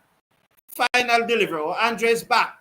Overton bowls to Russ, who covers up the bowler field and is followed through. That's the end of the 10th over. Russ is on 8. Pooran is on 34 as we welcome back Andre. But just before, I'll just respond. MJ, yes, I know that greater should not be, it should not be greatest, it should be greater. I know that. Thank you for the correction in English. Well, the point I was making, though, is that I want to debate Carty and Athanaze and Joel Andrew and Joshua Morris and Kevin Wickham. I don't want to debate batsmen who are averaging 30. I want to debate batsmen who are averaging 45 and higher. And then it becomes more interesting because it's in the interest of West Indies cricket. Welcome back, Andre. The comments are over to you. Yeah, thank you very much, Carlton. Leonard Gordon says, when a bowler is tricky, batsman should work the ball and stop going after the man. That's crazy cricket form. He's not learning, bro. Yeah, but I think, for some time, for his entire career, Paul has had difficulties playing the leg spin bowler. He has had difficulty playing leg break bowling. This is not the first time, that he was outfoxed by Adil Rashid. Rashid is a very good bowler. He's the number 1 T20 bowler. And, for a very experienced player like Powell, he's a captain of the team. He has been around for a long period of time. These sort of mistakes are not supposed to be made at this point in time. So, but we know that he's not a good player of leg spin bowling. That's a fact. We know that for a fact. I'd really like for the Carty Athanaze debate to become as great as Tendulkar Kohli debate. That would definitely benefit West Indies. It's almost like it's blasphemous to be actually calling the name of Carty and Athanaze with the likes of Tendulkar and Kohli. But I understand your point. I do get you. I don't care about batting against weak bowling. Let Paul score runs against good bowling, says Sherwin. He has scored runs against good bowling in the past. He has done so. But he has had trouble with leg spin bowling in particular over his entire career. He has still not yet figured how to play leg spin bowling. 1 minute, Andre, before this ball is bowled. Go ahead, Andre. Yes, Rashid bowls to Pooran, who flicks up one to the fine leg area. They go through for a single. I think that might be a leg by. It goes to 82 for 5. Russ is back on strike. Yes. If the bowling in Sri Lanka was so weak, all right, let's say the bowling in Sri Lanka was weak. So why the batsmen never perform? So really to look at it that way, sure, when you really don't have an argument. Rashid bowled to Russell, pulls that one, is just over the head of the mid-on fielder. And they go through for a single. Wow. Just over the head of the mid-on fielder there. Russell lives to fight another day. He moves on to 8. Yeah, so it's not like the other batsmen in the team were fit. And I want to make the point clear. I'm not happy with how Powell is performing. But there need to be balance. Yes. Rashid bowls to Powan, who tucks it away into the square leg area. They go through for a single. He moves on to 35. The score moves on to 84. We're in over number 11. It's been bowled by Adil Rashid. I see a 3-2 series for whoever wins this one, says Nigel Brown. All right. Well, England has not beaten us for a long, long time. Let us see how they do in the series. Here is Rashid bowled to Russell, pulls that one over square leg for 6. Short delivery, set up to be hit, and Russell obliged and hit that one over square leg area. 6 runs. The score moves on to 90 for 5 in over number 11. Russell moves on to 15. Poor one is on 35. Yes, short ball right there, begging to be hit, and that was spanked by Russell over the square leg area that was a drop catch into the stands. Russell, he settles once more. Here comes Rashid, bowled to Russell on the back foot and hitting that one high, hard. Oh, I'm looking for 6 more. Beautiful shot there by Andre Russell. And there was Adil Rashid dropping that one short, and Russell on the back foot and pulling that one over mid-wicket for 6. He goes to 21. The score goes to 96 for 5. We're in over number 11. 2 consecutive 6s by Andre Russell off the bowling of Adil Rashid.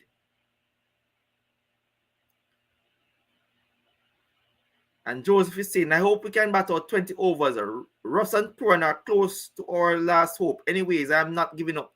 Absolutely not. Rashid to bowl to Russ once more. He's on the back foot and plays at one. Quicker delivery right there. Back to the short mid-wicket area. Rashid skips across and fields at the end of over number 11. It's 96 for 5. Russell is on 21 from 11 deliveries. Puran is on 35 from 23. He will face when the 12th over starts. So Frank McCune is saying, Powell and Hetmar need a blue soap bath in a river. First I'm hearing of that one. Stevie Roach is saying, Russell's ball for 6 is heading up the Blue Mountain for sure. I'm not sure what mountain they have in Barbados. What mountain do they have, Stephen? But those were 2 powerful strikes by Andre Russell. Frank McCune is saying, I think a 180 would compete, but Poor has to stay to the end. Very much so. He and Russell needs to put up a good partnership here. It's going to be Curran for the first time. Sam Curran is coming to the attack. The left arm medium fast ball is going to come to bowl to Nicholas Poor. And he's on 35 from 23 deliveries. West Indies, they are 96 for 5 in over number 11. Going at 8.73 runs per over. Sam Curran has taken 54 wickets from exactly 54 matches at an economy rate of 8.32 with a best of 5 for 10. Sam Curran settles. There's a long on, a mid-wicket, a deep mid-wicket. Sri Lanka bowling is not weak in neither of the formats. Absolutely not. They have some really good bowlers. As Puran settles and waits for Curran. Here comes Curran, bowl to Puran outside off stump. He just hits that one into the pitch. It goes to be taken by the wicket keeper. No run scored. Stephen Roach is saying they can have a debate about how they're playing and how Kohli played the last Test series against New Zealand for sure. Well, we know that Kohli has not done well in the past couple of years. Curran on his way, bowl to Puran, who's hitting that one, misses outside the off stump. Goes through to be taken by the keeper. Slow delivery outside off stump. Score remains on 96 for 5. Curran, he goes back to the top of his mark. Expect to see a lot of slow deliveries by Sam Curran.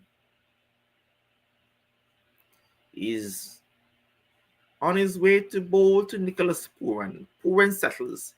Pass the umpire, bowl to Nicholas Pooran, who hits that one to the backward point area. They go through for one, they come back through for two. That's a good feeling in there by Dan Mosley. So Pooran goes to 97, to 37 rather. Score moves to 98 for 5 in over number 11, over number 12. 11.3 overs bowled. Pooran is on 37 from 26. Russell is on 21 from 11. Sam Curran in his first over. Nicholas Pooran settles once more.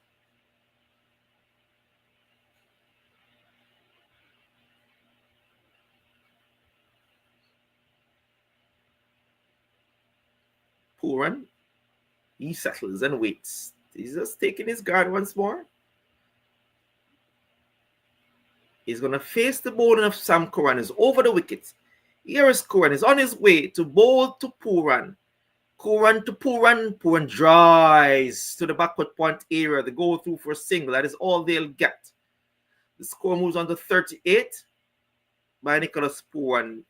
The score moves to 99 for 5. 38 by Nicholas Pooran. Russell is back on strike. He's on 21 from 11 deliveries. Pretty decent over thus far from Sam Curran. Just 3 runs coming from his first 4 deliveries. 8.6 run rate is not going to do it, says Sherwin. Well, at this point in time, I think that's acceptable. They can always, up the ante, so to speak, in the last 5 overs, but they don't need to lose another wicket just now. Sam Curran is going to bowl to Russell, who waits on him.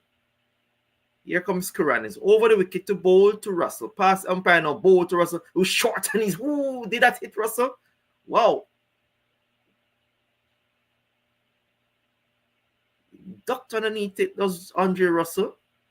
Good short delivery there by Sam Curran. Surprise Russell. Yes, surprise Russell indeed. Just fist past his head. Russell ducked. Had to duck for cover. Russell is on 21 from 12 deliveries. The score is 99 for 5 in over number 12. Here is Sam Curran once more. He's going to come to bowl to Andre Russell, who settles and waits. Bowl to Russell. Well bowled by Sam Curran. A Yorker dug out by Andre Russell to the fan leg area, bringing up the West Indies 100. Well bowled. Very good over there by Sam Curran. Mixing that one over. The bounce at first, followed by Yorker. Well bowled by Sam Curran. At the end of over number 12, it's 100 for 5. Russell is on 22. Pooran is on 38. It's back over to Carlton. Thank you very much, Andre. Well done. I hope you are hearing me loud and clear. So 8.6 runs is not going to do it. I think that if these two can keep it at 8.6, it's okay for the next 3-4 overs. And after that, if they are still batting after 16 over, then they will explode. So I don't have an issue with 8.6 runs and over at this stage. If they can go at 9 runs and over for the next 4 overs, 4 is 936, that will be 136 with 4 overs to go. And if you can get 15 per over, then you will get up to 180, 90, close to 196 you will get. Lawrence bowls to Russell. It is high in the air as he had enough. Distant, drop. Well placed, Russell. Oh, magnificent the place. There was a fielder coming around from extra cover on the boundary. The wide long off was coming forward off the boundary. And the mid off was running back. And it dropped right among the 3 of them. So well placed. I got 2. Livingstone.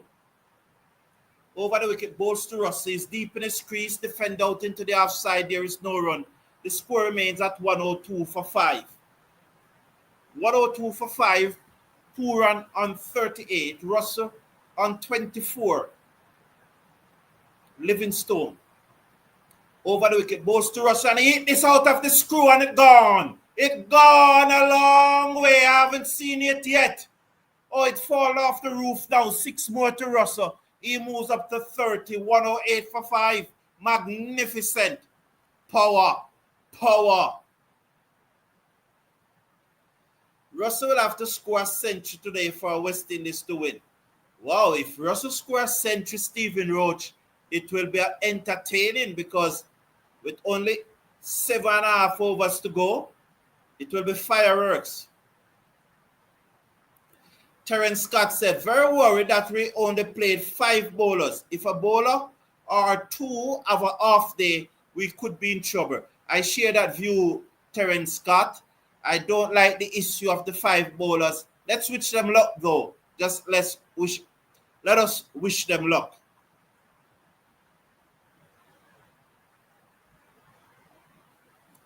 So Livingstone to continue.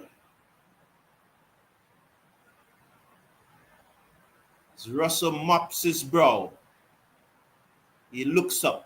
Livingstone bowls to Russell. Russell hit this over cover again. He gone a long way straight to the field, lies out. And he picked out the man on the cover boundary. He never had to move much. He's very disappointed, but he's gone for 30 from 17 deliveries. West Indies 108 for 6. Wow, I'm taking over from Andre, though. Andre never got a wicket just now. But in my previous spell, I got a wicket. And in this spell, I'm now getting a wicket. I'm taking over from Andre. Wow, he's down on his haunches. He's down on his knee. But he picked out the field. I think it went over the boundary. But no. Russell gone for 30 from 17 deliveries. Caught by Mosley on the cover boundary of Livingstone. That's how it goes. We definitely need 2 batsmen now to bat a few overs. Definitely. What I am hoping to see is that both Carty and Atanay cement their place in the team. They are so talented. I saw Carty in the CPL and he showed a lot of maturity. Yes, he did. He played some wonderful innings in the CPL, definitely. I think that Atanay's need to, I don't know what the last word, but that is true. I'm so much in agreement with what you're saying. I'm so much in agreement with what you're saying. Even in the CPL, Carty played some brilliant innings.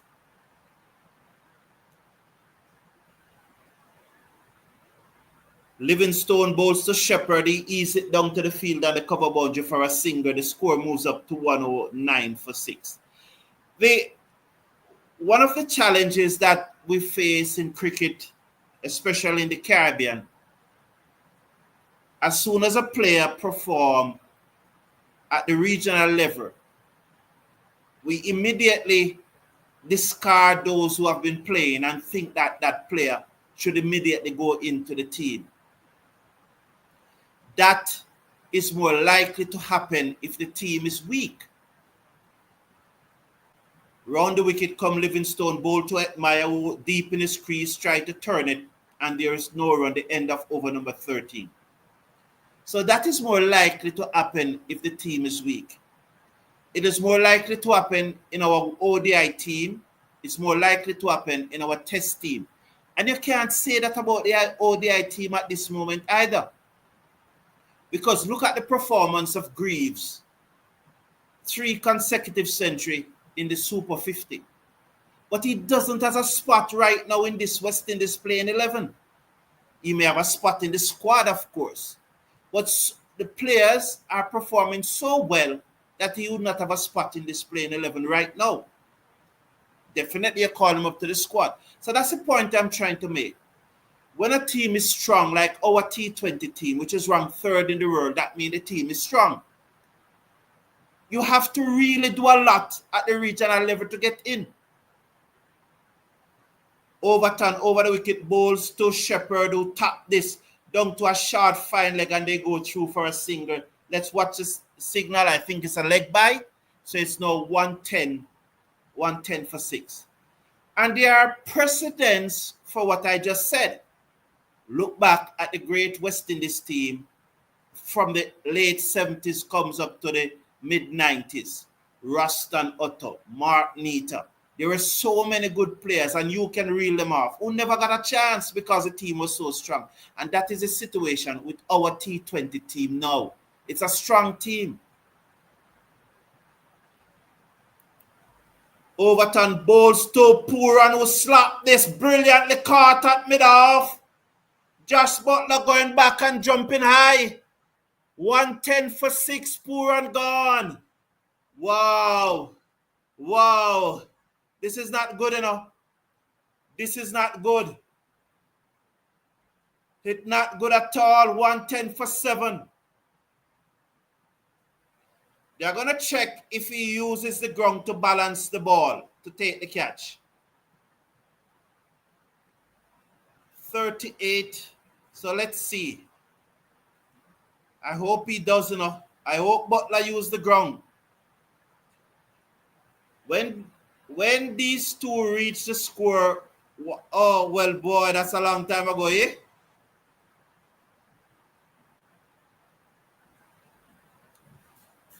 The great Dan Dada is here. He took it cleanly, He took it cleanly, magnificent. I hope Chase is watching that. Brilliant and position. I hope Chase is watching that. He was brilliant. So Mikel is saying, yes, agree with Mr. Brown. Thank you very much. Russell batting like a man in a hurry to catch a bus, said Stephen Roach. Yeah, Pooran gone, said Mr. Casanova. Yeah.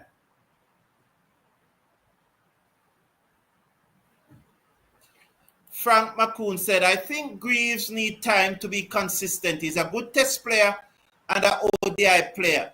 I believe so too, Frank McCoon. I think that anytime Greaves should be selected for the West Indies team again, either the ODI team or the test team, they should give him a long run. At least 10 matches. I agree with you.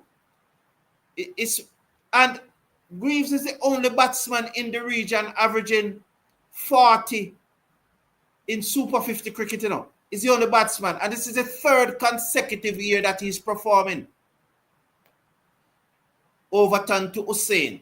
Over the wicket, bowls to Hussain. He dabbed this down to third man for a single. 111 for 7. So I agree with you. He needs an extended run.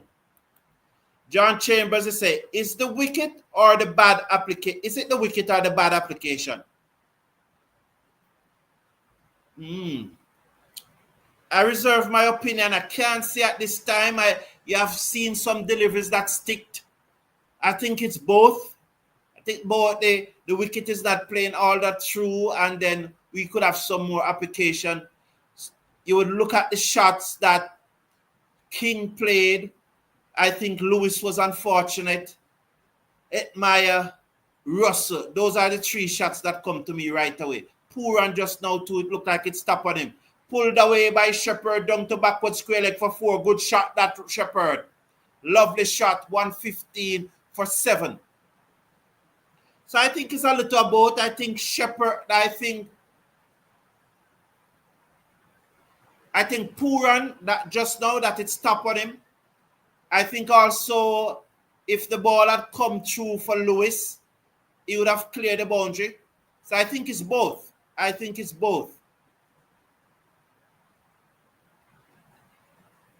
Over the wicket comes Overton, bowls to Shepherd again short. He pulled it this time straight to the field and the backward square leg boundary. 116 for 7 after 13.5. So I think it's both. I really think, though, that King and Edmire, those 2 dismissals are probably the 2 ones that are really stood out as being poor. Dre saying, Akil should have batted earlier and leave the hitters to finish the innings. Dug out by Akil Hussain into the covers for a single. Good point. I love that point. Not a bad point, that Dre. Very good point as we welcome back Andre. Welcome, Andre. Well, Yes, that's a very good point. A very good point there by Dre. Yes. What is he saying? Battle and leave the hitters to finish the innings. Well, I don't totally agree with that. I think the batter should have applied himself a bit more. That's the beauty of it, Andre. We have 2 different opinions, but we're not going to quarrel. That's Right. the beauty of it. That's what we're saying. Yeah, exactly. Right. So it's 117 for 7 at the end of over number 14. So it is Shepherd and Akil Hussain. Shepherd will try to shepherd the tail. Steve Russell says England got this one. Well, we still have what? Another 6 overs to bat for the West Indies. Have another 6 overs to bat, and they have their 20 overs. So it's far from being over, but they're in the driver's seat, so to speak, at this point in time, are the English. So it's Rashid is back into the attack. He has an over to come. He's going to bowl to Akil Hussain. Here comes Rashid, bowl to Hussain, who's on the back foot and plays at one to the cover fielder. There's no run scored. He remains on 2. It's 117 for 7. In over number 15, it's been bowled by Adil Rashid, who tosses the ball from hand to hand. Here comes Adil Rashid to bowl to Akil Hussain. Pass umpire now, bowl to Hussain, who can just slaps that one to the cover fielder. No run scored. The score remains on 117 for 7. He remains on 2. Nobody to bat through. Where's Hope or Chase? Says Kenton. Very world-looking West Indies fans. Rashid bowled to... Oh, it's a loud appeal for LBW. Will he be out? Yes, he's gone. Bazarat took a long time. So Akil Hussain goes... He has taken the review. But that one looks to be out to me.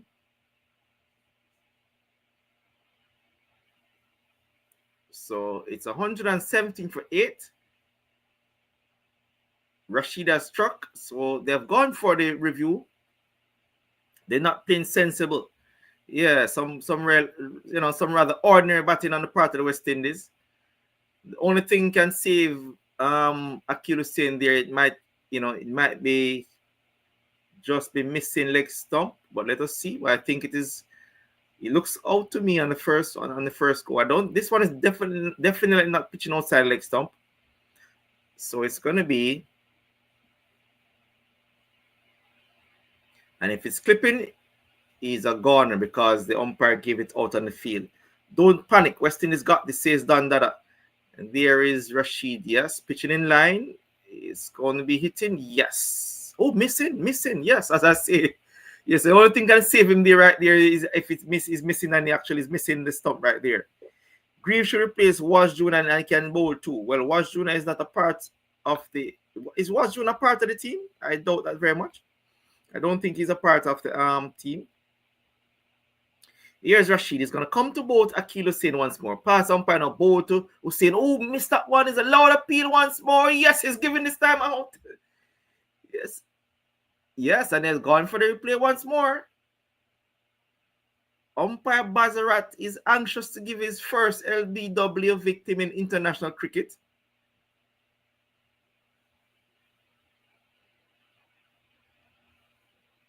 So let us see if this one is actually out. Bazarat got the first one incorrect. Let us see. That seemed to have been the... Yes, I think this one is a bit closer. I think this one will definitely not miss the leg stump for sure. This one seemed to be much closer than the previous.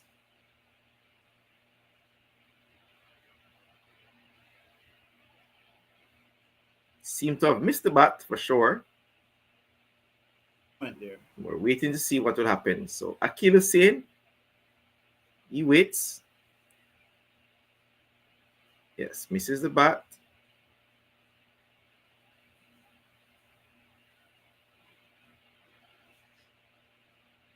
So here comes replay. It's outside the off stump. Yes, 3 runs, as I predicted. Review loss. So Akil Hussain goes. Umpire Bazarat have struck. He's going to raise his finger. Yes. His first LBW in international cricket is Bazarat. So it's 117 for 8. Akil Hussain goes for 2. Failed to read the bowling of Adil Rashid. So it's 117 for 8. West Indies is in serious trouble at the Mecca at Barbados. So it's going to be Gudakish Moti to partner his fellow Guyanese to see if they can come up with some respectability for the West Indies here. Pooran should have waited before attacking the bowling after Russell dismissal. I agree with you, Stephen Roach. I thought he should have, he should have waited. Having just lost the wicket of Russell, there's no way he should have been going for such a shot. Yes, I think the pitch is sticking a bit. Maybe the rain affected the pitch. I mean, that might be the case, yes, but I think there are some really poor shots, so I think that have contributed to the downfall of the West Indies batters. One of the challenges with West Indies young players, they don't play a lot of first-class cricket. Let me pause right here as Rashid comes in bold to Moti, who hits that one first ball over the long on boundary for 6. Wow, first strike. Wow. Right out of the screws by Gudakish Moti. Hit that one over long on boundary for 6 runs off his very first delivery. The score moves on to 123 for 8. Well done by Gudakish Moti. That was a clean hit over the long on into the stands for 6. Here's Rashid once more. Bowl. He's hitting that one. Is Moti over the field for long on for 6 more. Here comes. There was Gudakish Moti down the pitch and hitting that one over long on for 6 more. Moti is in a no-nonsense mood. So at the end of over number 15 is 129 for 8. Moti is on 12 from 2. Moti is motoring on. So let me get back to the comment of Mango Reef. He says the players agents need to do a better job of players' contract to play cricket in England and elsewhere.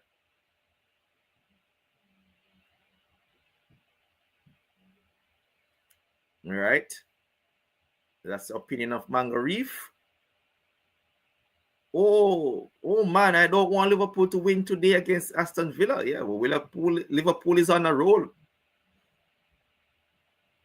I'm detecting a bit of bias. Do you know of any other T20 captain that cannot bat spin bowling for their whole career? It's going to be Livingstone. He's going to bowl to Shepherd. In bowl to Shepherd, who drives that one past the bowler for 4. And there was Shepherd hitting that one past the bowler. Vicious shot into the long off boundary for 4 runs. The score moves to 133 for 8. He moves to 10. So, 16 runs coming from the last 3 deliveries by the West Indies. Greaves and Django are both qualified to play all formats of the West Indies. Here is Livingstone back. Is Shepherd playing that one to the cover fielder? No run scored. The score remains on 133 for 8. He remains on 10. Moti is on 12 from 2 deliveries. Livingstone bowled to Shepherd. He was hitting that one, misses outside our stump. There was Shepherd trying to hit the cover of the ball, missed completely, no runs. It's 133 for 8. He waits once more, and Livingstone is going to come to bowl to Shepherd. Passes the umpire, now bowl to Shepherd, who plays that one into the offside to go through for a quick single. The score moves on to 134 for 8. Moti is back on strike. He's on 12 from 2 deliveries. It's 2 deliveries to come in over number 16. Moti is in a no-nonsense mood. Gudakish Moti to face the bowling of Livingstone. He settles and waits on Livingstone. Livingstone around the wicket. Bowl to Gudakish Moti is driving that one over the extra cover area for 4 runs. Moti is motoring along here. Really good shot by Gudakish Moti. Hitting that one over the extra cover area. 4 lovely runs. Well played by Gudakish Moti. He moves on to 16 from 3 deliveries. The score moves on to 138 for 8. Good shot there by Gudakish Moti. Livingstone around the wicket. Bowl to Moti once more. Who's wide delivery. Left alone by Moti. Knows it's a wide. Wide is called by umpire Reefer. The score moves to 139 for 8. 1 delivery to come. Livingstone around the wicket once more. To bowl to Gudakish Moti. Bowl to Moti. Moti is just turning it 1 for a single. They go through for. Will they come for the second? Yes, they will. Really good running here by the West Indies. So at the end of over number 16, it's 141 for 8. Moti is on 18 from 4. Shepherd is on 11 from 8 deliveries. Good afternoon to you, Gaylord Evans. Welcome. So it's back to Carlton to see if he can. So that was a nice spell indeed there. So I hope that Carlton will not break my spell and come and take any wicket. You did get a wicket there, Andre. You did get Hussein. Oh, yes, I did. Thank you. Everyone want to. So good afternoon, Gail and Evans. Welcome. Glad to have you here, man. Stephen Rose said, everyone want to hit a 6 when one will do. Mr. Casanova said that looks like it turning. Well, Rashid is going to turn it and concrete, you know. Leonard Gardner said, joke batting, no confidence there. Mr. Casanova is saying, Trini umpires anxious to give his fellow countryman out. Yes. Oh, my God. Sam Curran coming on to bowl. Oh, my God. What this one? Sam Curran coming on to bowl. So it's Curran, is it? Wow. Over the wickets, the Shepherd beaten outside the half stump through to the keeper. No run. Yes. You know, the ball was clearly missing, and there's a lot of hype about how he's a very good umpire, you know. And I was very surprised that he gave that first one out because it was clearly missing. So Frank McCoon believed they need to play Hallin and leave out Edmire. All right? That would not be my position, but I respect yours, Frank McCoon. I respect your position. Curran bowls to Shepherd, and Shepherd hit this through the covers down to the man on the cover boundary. And they got a singer. It's now 142 for 8. 142 for 8 in over number 17. Moti is on 18. Shepherd is on 12. So Stephen Roach is saying, Cedar Rye should be buying spectators for our batters as spectacles for our batters as they can't see the ball. That's an unfair comment. A very unfair comment. We have only lost 2 series in 2 years. So that's an unfair comment. And both of those series that we lost were away. Curran over the wicket, bowls to Moti. This over the top. Let's see if he has the distance. Yes, it's into the gap. 4 more runs. Yes, lovely shot there by Moti. The score moves up to 146 for 8. As Curran was short outside the half stump, Moti gave himself room and hit it high in the air down to the extra cover boundary for 4. 1 or 2 bunks, and it went into the boundary for 4. Lovely shot. Yes, Moti can hit. Yes, man, he's really can hit. Moti come out swinging, saying Mango Reef. Yes. He has been doing this for the last 2-3 matches, you know. Curran over the wicket, bowls to Moti, full toss, and he spank it down to long off for 4. Oh, what a shot by Moti. Full toss from Curran. He gave himself room and spank it, threw it off, down to the boundary for 4. 26 now, Moti from 8 deliveries. 150 for West Indies, bringing up their 150. Stephen Rhodes said even Moti should be batting ahead of Rovman Powell. Don't agree. Definitely don't agree. Mr. Casanova said, did they give Moti license to go hard? He has been going hard from Sri Lanka, you remember? Yes, so let's see if this is the approach. Curran over the wicket, bowls to Moti, short, wide. Wide should be signaled. He looked to the square leg umpire. Yes, wide signal. The score moves up to 151 for 8. Leonard Gardy is saying Moti should bat before some of these guys. He shows some batting confidence. Yes, I remember when he batted at 8 in Sri Lanka in one match and scored 36. Was it no 32 from 15 deliveries or something like that? Persons were saying that Alzari Joseph and someone else should have batted ahead of him. And Aiden, I don't remember, but I remember clearly they were saying that Alzari Joseph should have batted ahead of him. Now he's batting at 10. Curran. Over the wickets, ball to Moti. Slower delivery inside edge onto his pad. The keeper runs to his left field. No run. The score remains at 151 for 8.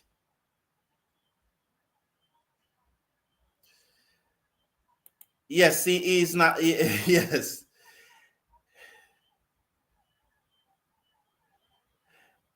Onoku saying that everyone is in a bubble mood today. Yes, please slash a like on the video and click on that subscribe button. Steve Russell saying that Moti can bat. We have seen it. We have seen it. Over the wicket, balls to Moti. Slower delivery. Played it down to long on for a single. That's the end of the over. 152 for 8 after 17 overs. Those of you who know me, and if you know, you know. Immediately that over finished and Sam Curran did not get a wicket, my spirit lifted. You know, it lifted. And probably that's why I went through so many comments, because I just don't want to watch Sam Curran bowl. Kirkamu saying that Moti is a better batsman than Hussain. He has definitely been performing better than him in recent time, of course. We will more likely lose today, but it was fun, man. Yes, thank you very much. Yes, I think it was fun. We played some shots, but if we can still bat out these 3 overs, get another 30 runs, because the way these guys are going, they're going hard. Wide outside the half stump, Moti flashed it away down to third man for 4. So he moves up to 31 from 9 deliveries. The score is now 156 for 8. If we bat out these 3 overs, we are definitely going to get close to 190. So, you know, I don't say if in cricket. I don't like if. But the way we are going, should these guys bat out the 20 overs, we're going to get the 180. Dennis Weeks is saying, don't know how we are reading the game. Moti is in good batting form, needs to bat in front of Akil. Overton, over the wicket, balls to Moti, and Moti cuts it away, down to backward point, straight to the field on the boundary for a single. He moves up to 32 from 10 deliveries. Romario Shepherd is on 12 from 10 deliveries. 157 for 8, the West Indies, after 17.2 overs. So Bruce Harry believed that Moti should bat ahead of Puran. Kurt Amute is saying that Hussain cannot bat, but he has a century in regional cricket, probably more than one. Over the wicket, comes Overton, balls to Shepherd, whipped away, in the gap, into the boundary for 4 more, 161 for 8, after 17.3 overs. 161 for 8, 3 deliveries to come in over number 18. Shepherd moves up to 16. Gudakesh Moti is on 32, Overton 1 for 26 from 2.5 overs. So that one was whipped away by Shepherd. Nicely played, down to backward square leg for 4, beating the fielder to his left. 161 for 8 now. Shepherd on 16 from 11 deliveries. He's seconds. As Overton, over the wicket, balls to Shepherd, and he hit this straight, but into the ground. The bowler field, and there is no run. He was looking to hit that straight back past the bowler, but it goes into the ground and lost this momentum. The bowler field in his follow through. Kirk Amute is saying, King Moti. Is Moti an all-rounder? Good question, good question. They say that when you're an all-rounder is when your batting average is higher than your bowling average.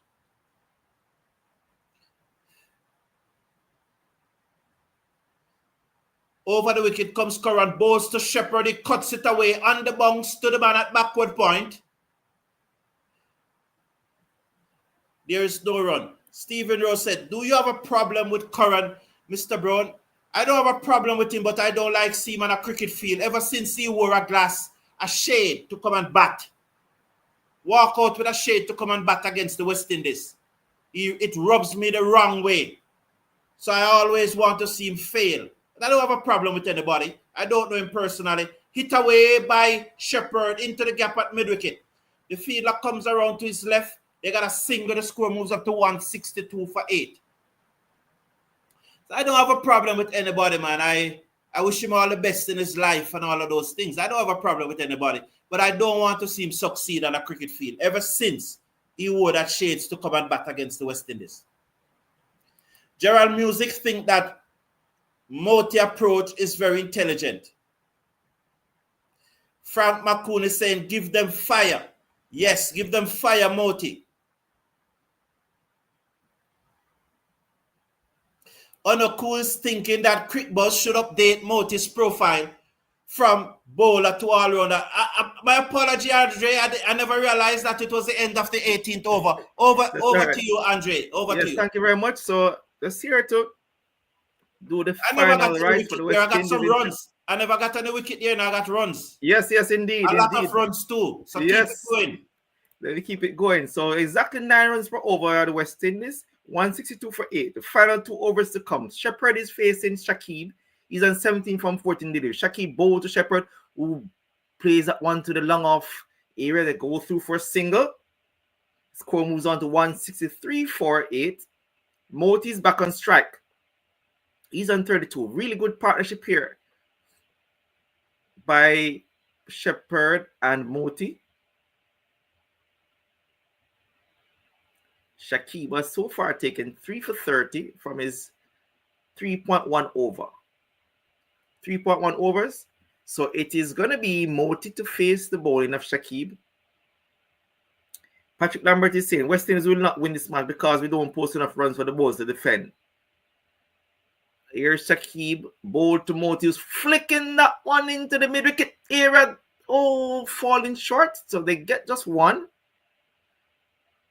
Yes, Patrick Lambert is saying West Indies will not win this match because we don't post enough runs for the bowlers to defend.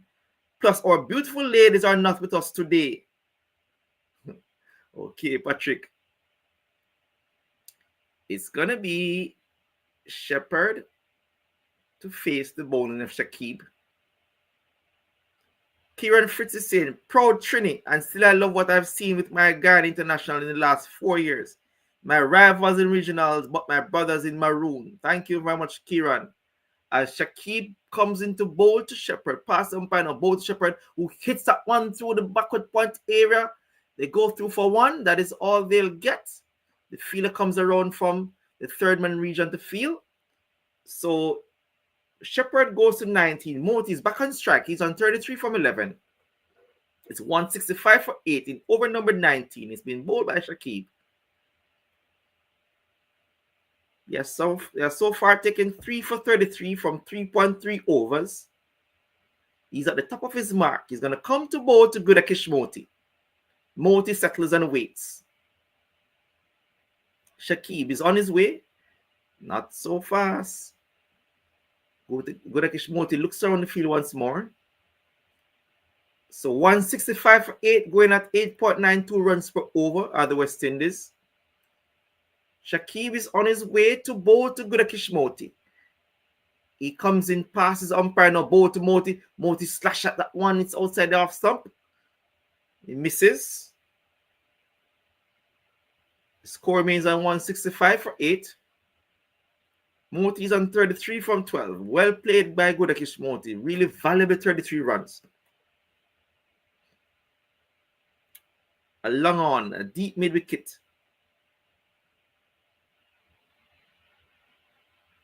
As Moti adjusts his gloves, as he settles once more and wait for Shakib. He's going to come in to bowl to Gudakesh Moti. Passes the umpire now, bowl to Moti. Ooh, good bouncer right there. Moti misses, but it's called a wide. You will have to re-bowl that one. Will Shakib, it's 166 for 8. Moti's on 33 from 12. Shepherd is on 19 rather from 12 deliveries. The wide delivery signaled by umpire Reefer at square leg. Be positive, Moti. 6 can take 4 wickets and get man of the match. Shakib is on his way to bowl to Moti, who tried to hit that one. He misses outside the off stump. It seemed to have been a slower bouncer right there. The partnership of 49 from 28 deliveries. Invaluable partnership here by Moti and Shepherd. It's 166 for 8 in over number 19. 1 delivery to come in over number 19, being bowled by Shakib. Moti will face the final delivery of over number 19. He settles and waits on Shakib.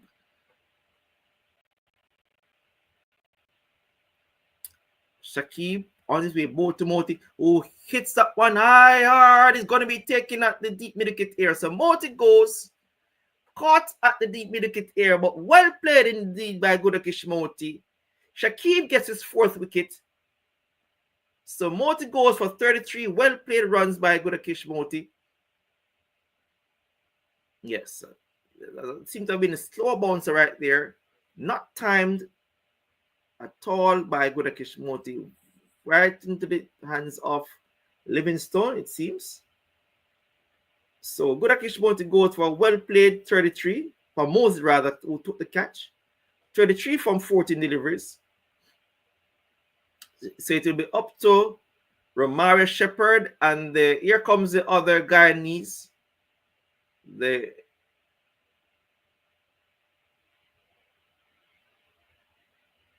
In Shamar Joseph. So Shamar Joseph comes to join Shepherd. Shepherd will try to see if he can put the finishing touches right here to try to get West Indies over that 180 line, which would have been a really, really good comeback. So Shepherd is on 19. He's joined by Shamar Joseph. That catching the toe end of the bat. The Gudakesh Moti. Yes, a slow delivery, slow bouncer, as I said. Catching the toe end of the bat right into the hands of Mosey. So, what a well-played innings of 33. Curran bowl to Shepherd, who hits that one into the square leg boundary for 6. Into the stands for 6 runs. So Shepherd, he moves to 25 from 17 deliveries. The score moves to 172 for 9.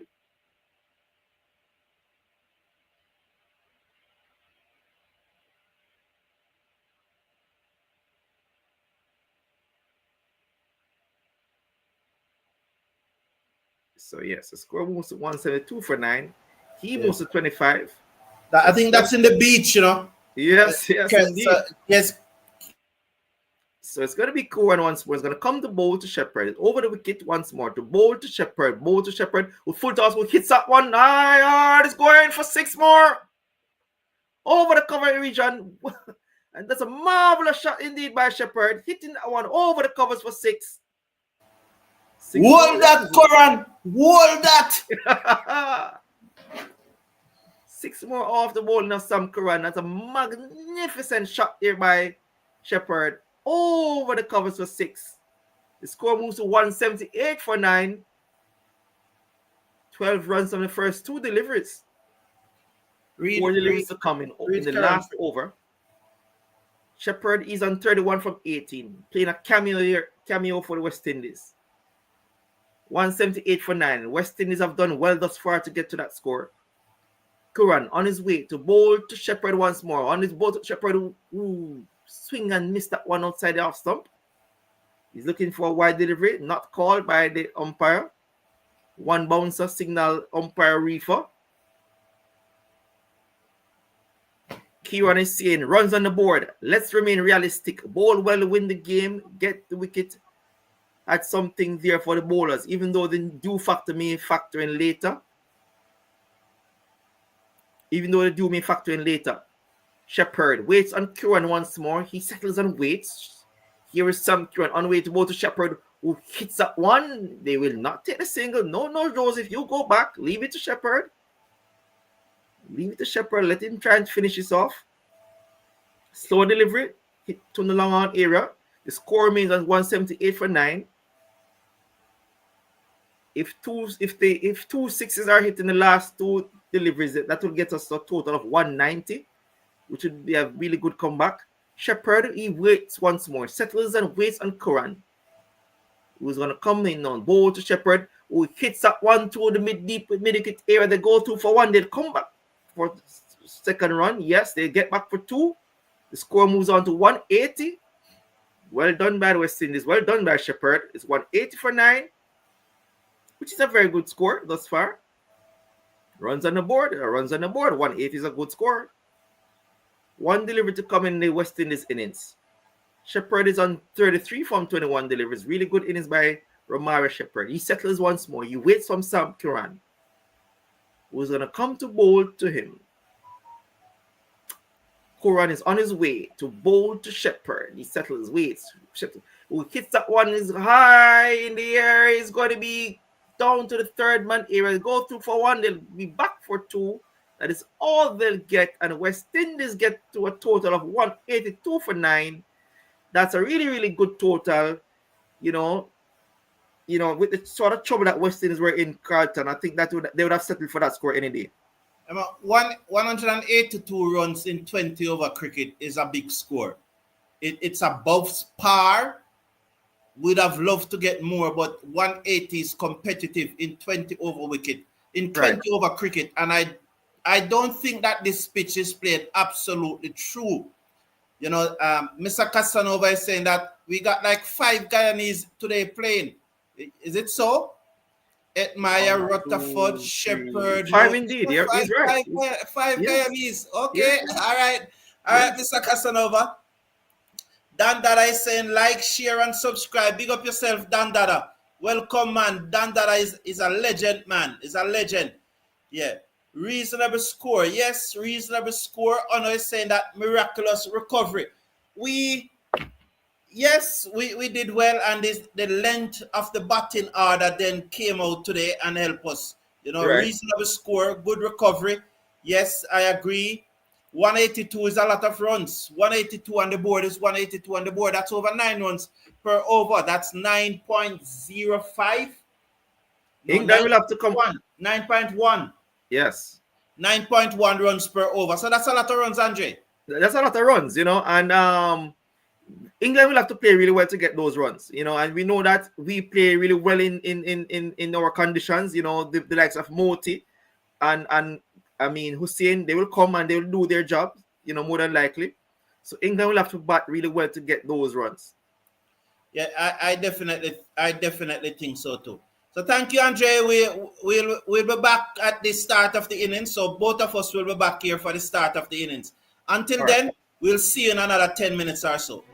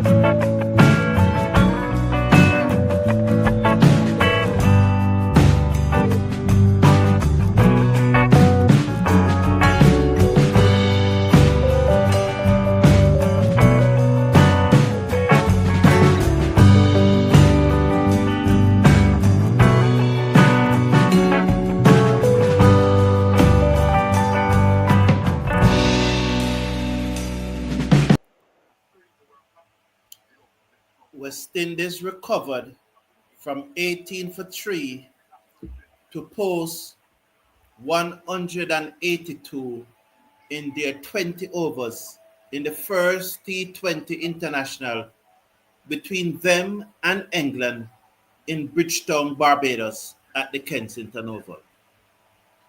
Good knock from Nicholas Pooran, who made 38, Romario Shepherd 35, Budakesh Mothi 33, and Andre Russell 30 helped to propel West Indies to a competitive total of 182 for 9. Joining me to take us through the second portion of this match is Andre Russell. I think it's Andre Douglas. I'm getting mixed up with Andre Russell. Andre, what do you think about this? I'm getting a little feedback there, Andre. Oh, yeah. Yes. Yeah, sorry, I didn't hear that. Say that again. Now, what do you think about this total? Do you think we can win this match? Yeah, of course, definitely. I think it's a pretty good total, and anything over 180, I think is a good total in T20. And I think that we normally play well in our conditions, so I expect West Indies to come out and defend this total. If England come and bat well and get it, so be the case. But I think it is defendable. Okay, thank you. So as expected, it will be Akil Hussain he's going to bowl to Phil Salt, and there's a slip in place, a wide, short third man, then there's a backward point. Some would say a square gully and a backward point. Those two are very close together. Then an extra cover and a mid-off. I assume there's a fielder on the boundary between the extra cover and the backward point. Hussain round the wicket, bowls to Salt. It came back into him, beaten between bat and pad, through to the keeper, no run. So that's the first delivery. Thank you, Andre. We'll see you in a little while. So, lovely start there by Akil Hussain, as expected. So, Akil Hussain now round the wicket.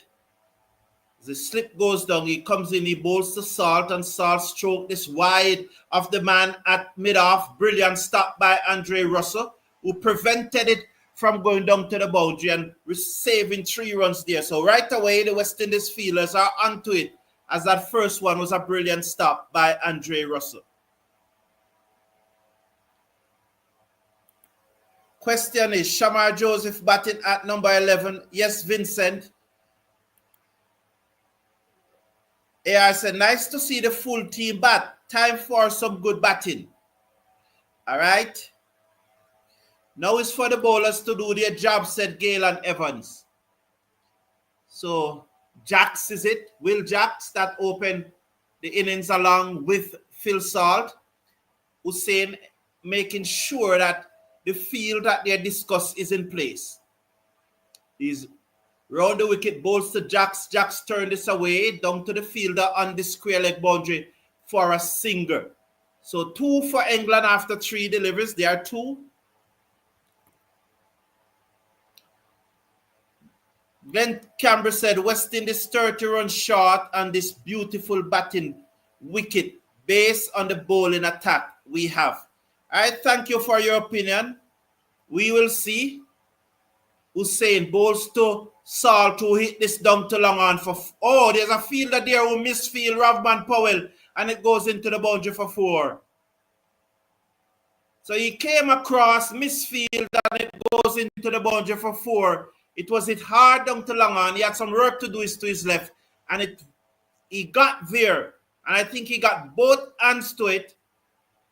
Oh, no, he went with one hand. He went with one hand, misfield, into the boundary for 4. He should have pulled out the slide. Probably he doesn't know the techniques. The technique. Round the wicket, bowls to Salt, who defends down the offside of the pitch, and there is no run. So most fielders on the boundary, they would have pulled out the slide instead of go with one hand, and would have definitely stopped it. But I don't know. Probably. Have you ever seen Powell slide yet? So I don't know. Maybe he doesn't has that techniques. Hussain round the wicket, bowls to Salt, who drives back to the ball on the offside of the pitch, and there is no run. The score is 6 without loss after 1 over. Pedro is saying, are West Indies bowls badly? What I don't quite understand. Frank McCoon, I don't quite understand. Pedro, could you give us some more clarity? I'm not able to interpret your comment. My prediction is perfect at 180. Okay, Frank Onoku, I think 180 is a lot of runs. Is it a big score? No, but I think it's a competitive total. Ono is saying that this is unfortunate thing now. Most of these English players is already used to our bowlers, so it's gonna be hard for bowlers to be penetrative. Mr. Casanova is saying James Bond music. Oh. Ono is saying that is this some cartoon theme? Russell is gonna bowl. I want to ask you, remember that picture that I put up? Russell bowls, ticked away to short fine, like they go through for a quick single return, comes in backed up by Russell in the offside. They are safely home. 7th without loss. The picture, the champions picture that I put up. There were 2 faces missing from that picture. 2 faces. Stephen Rose said that someone else will get the highest number of runs. Oh, I need to change that now and ask who would win. So 49% did say that Pooran would have got the highest number of runs, but Pooran did. So, but I took so long to change that, so everyone could have voted then. Don't. Russell bowls to Salt in the air over the man at mid-off. Chase back there by Gudakesh Moti, and they'll come back for 2. The score moves up to 9 without loss in over number 2. I forgot about the poll, else I would have changed it all around in the break. So 49% did say that Russell would get, that Pooran would get the most runs. But then that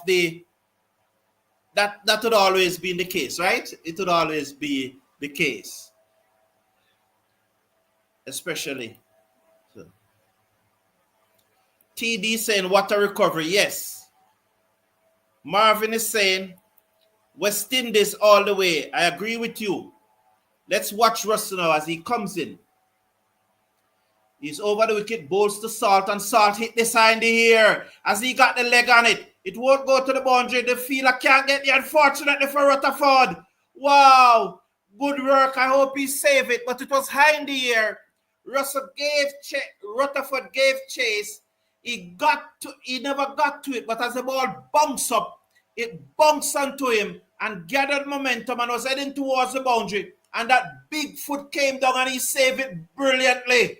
Oh, wonderful by Shafane Rutherford. So it was pitched up by Andre Russell. Hit high in the air by Phil Salt. Rutherford gave chase down towards the extra cover boundary. It dropped in front of him, and as it dropped in front of him, it spun back towards him, hit him, and was going towards the boundary. Russell bowls to Jacks, who played this away down to the man at backward square leg for a single, 13 without loss. So it spun back towards him, hit him, and then ricocheted towards the boundary. And Rutherford got down that big size 13 and prevented from going into the rope. It was brilliant work by the man. Brilliant. 13 without loss after 1.4 overs. Ono is saying that slight technique over the wicket come Russell bowls pitched up, driven down to long on for a single. Yes, Moti picks up cleanly, sends the return in. 13-14 without loss after 1.5 overs. None for 7 thus far from Russell over. That slight technique is extremely hard for me. I always pull out. I always pull out the dive instead, said Ono. Okay, thank you. I could teach you it, Ono. Russell bowls short, cut away 4. Or is it gone all the way? Yes, all the way 6. 20 without loss after 2 overs. But short and cut away 13 from Russell first over. At the end of over number 2, Salt is an 11. Jacks is an 8. England replying to 182 made by the West Indies are 20 without loss as we welcome back Andre. just going at exactly 10 runs per over, required 9.06 runs per over. So pretty good start by both Salt and Jax. Salt is on 11 from 8. Jax is on 8. Too short there by Andre Russell. Sat up and was begging to be hit. And Jax obliged by hitting that into the stands in the cover area. So it's going to be Achilles Sane. He's going to come to bowl his second over. So Curtis saying, my Mr. TCF right here, Hussein places up for grabs with Chase or Allen could take it. Well, to be honest, I don't think Allen is in the mix at all right now. Hussein is very much. I don't think Hussein is place is threatened at this point in time, to be honest. So he's going to continue. He's going to come to bowl to Salt. I wasn't focused on the picture since the music was distracting me. Okay, it's going to be Hussein. He's going to come around it. Yes, I'll see what I can do, Sweetbread. I can see what I can do. Hussein around the wicket to bowl to Salt, who drives that one to the long off area. They go through for a quick single. Russ is right there. The score moves on to 21 without loss. In over number 3, it's been bowled by Akil Hussein. Jax is back on strike. He's on 8 from 4 deliveries. Akil Hussein at the top of his mark. Just taking some time to set his field right there. He's going to come around the wicket to bowl to Jax. Is Akil Hussein.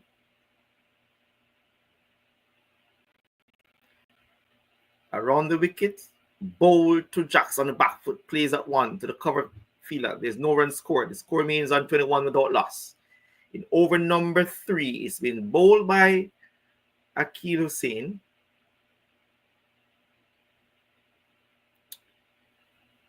Hussein tosses the ball from hand to hand. He's going to come around the wicket to bowl to Jax, to Will Jax. Here is Akil Hussein once more. Bowl to Jax, who's on the back foot and plays at 1 to the deep mid-wicket area. They go through for a single. That is all they'll get. The score moves on to 22 without loss. That is Shimon Meyer, who's patrolling the deep mid-wicket area. Good over thus far from Akil Hussein. It's Salt, which is back on strike.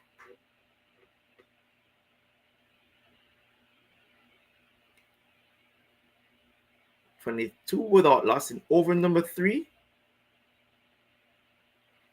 As Akil Hussein comes in once more. He's around the wicket, bowl to Salt. Bowl to Salt on the back foot and plays at 1 back to the bowler. No run scored. Good bowling here by Akil Hussein. Slower delivery. That's a slower one. Stopped a bit and Phil Salt. Here is Akil Hussein once more. Salt settles and waits. He's around the wicket once more. Bowl to Salt on the back foot and plays at 1 to the cover area. Well fielded indeed. That's good fielding indeed by West Indies. No run scored. It's 22 without loss in over number 3. Salt is on 12. He's on 12 from 11 deliveries. Jax is not at the non-strike and he's on 9 from 6. Akil Hussein once more is coming around the wicket to bowl to Phil Salt. Around the wicket, bowl to Salt. Salt is back. He's hitting that one high, hard. It's going over long on for 6. Just pitching that one a little bit too short there was Akil Hussein, and Salt on the back foot and hit that one over long on the field. 6 more runs scored. The score moves on to 28 without loss after over number 3. Salt moves on to 18.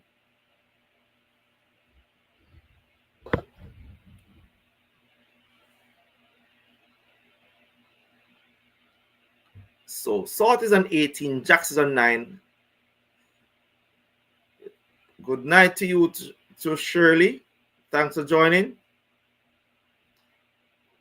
So we have our first bowling change. It's going to be Shamar Joseph, who's going to take up the attack. He's going to replace Andre Russell. Shamar Joseph so far taken 10 wickets from 9 matches. Still pretty inexperienced at this level in the T20 format at all levels, at international level, still pretty inexperienced. It is going to be Joseph to bowl to Jacks. He's on 9 from 6 deliveries. Here comes Joseph on the Malcolm Marshall end. Is on his way to bowl to Jacks. Pass up by bowl to Jacks, who throws that one down the leg side. Wide call. Badly lined here by Shamar Joseph. He needs to get his bearing right. He's 29 without loss. And over number 4. It's been bowled by Shamar Joseph.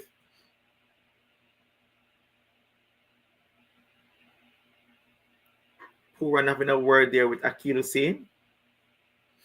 So it's Joseph in his first over number 4. There is Captain Paul just making, a little change to his field, sending the man to the deep mid-wicket area. Joseph is on his way to bowl to Jacks. Passes umpire now, bowl to Jacks. Jacks is just playing that one to the mid-on area to go through for a quick single. That is all they'll get. The score moves on to 30 without loss. Jacks moves on to 10. Salt is back on strike. He's on 18 from 12. And over number 4, it's been bowled by Shamar Joseph.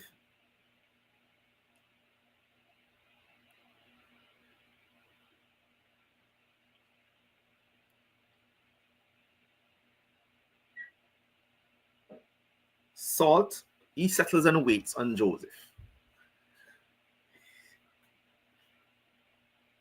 Joseph pass umpire a bowl to Salt. Salt is hitting that one high. This going for 6 over the square leg area.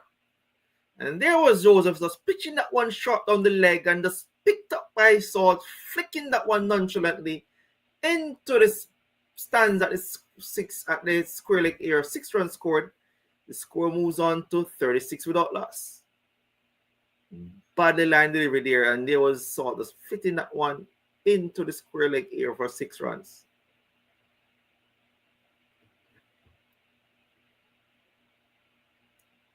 Yes. You know that it's too short. So 36 without loss in over number 4. Joseph is back to the top of his mark. He's going to come to bowl to Phil Salt, who's on 24. Joseph bowl to Salt, who's driving that one high in the air over the backward point area for 4. So another short delivery by Shamar Joseph, this time pitching it outside off stump. And there was Phil Salt just hitting that one, got enough room to hit it over the backward point area into the boundary for 4. The score moves on to 40 without loss. Salt, he presses the accelerator. He goes on to 20. What makes it 28? Yes, 28 from 14 deliveries. He settles once more. He waits the bowling. He awaits Joseph, who comes in to bowl to him. Bowl to Salt. Salt's hitting that one over backward point here 4 more. Badly line delivery by Shamar Joseph. Too short, too wide. Begging to be hit and was spanked by Salt into the backward point boundary for 4. Salt moves on to 32 from 15. The score moves on to 44 without loss. Poor delivery. Poor bowling here by the speeds of Shamar Joseph. What was West Indies' score? West Indies made 182 for 9 in their 20 overs. Patrick is saying, "Hi Shirley, do you believe we have enough runs on the board to defend?" Well, England have started pretty well, Shamar Joseph once more to bowl to Salt. He's on 32. Pass up by bowl to Salt, who drives down the ground for 4. Beautiful shot there by Phil Salt. And there was Joseph over pitching that one. And Salt on the front for driving that one past the bowler for 4 more runs. The score moves to 48 without loss. Salt is rubbing salt into the wound of Joseph. He moves to 36. Yes, 36 without loss. He's salt into the wound of Joseph. He's badly wounded in this over. Salt settles once more. He's going to wait on Shamar Joseph once more. Joseph pass umpire Bowl to sort of hit that one to the cover area into the boundary, 4 more runs. Was a poor delivery once more, and there was Salt onto the back foot, hitting that one to the cover fence, 4 more runs. So at the end of over number 4, it is 52 without loss. Salt is on 40, Jax is on 10, and it's over to you, Carlton, to see if you could pick up a wicket or two. Yes, thank you, Andre. I definitely need to pick up a wicket or two here. When the West Indies team was announced today at around 2:30 Jamaican time, it wasn't a matter of who was playing. It was a surprise. But the big surprise was why Raston Chase was not in the playing 11.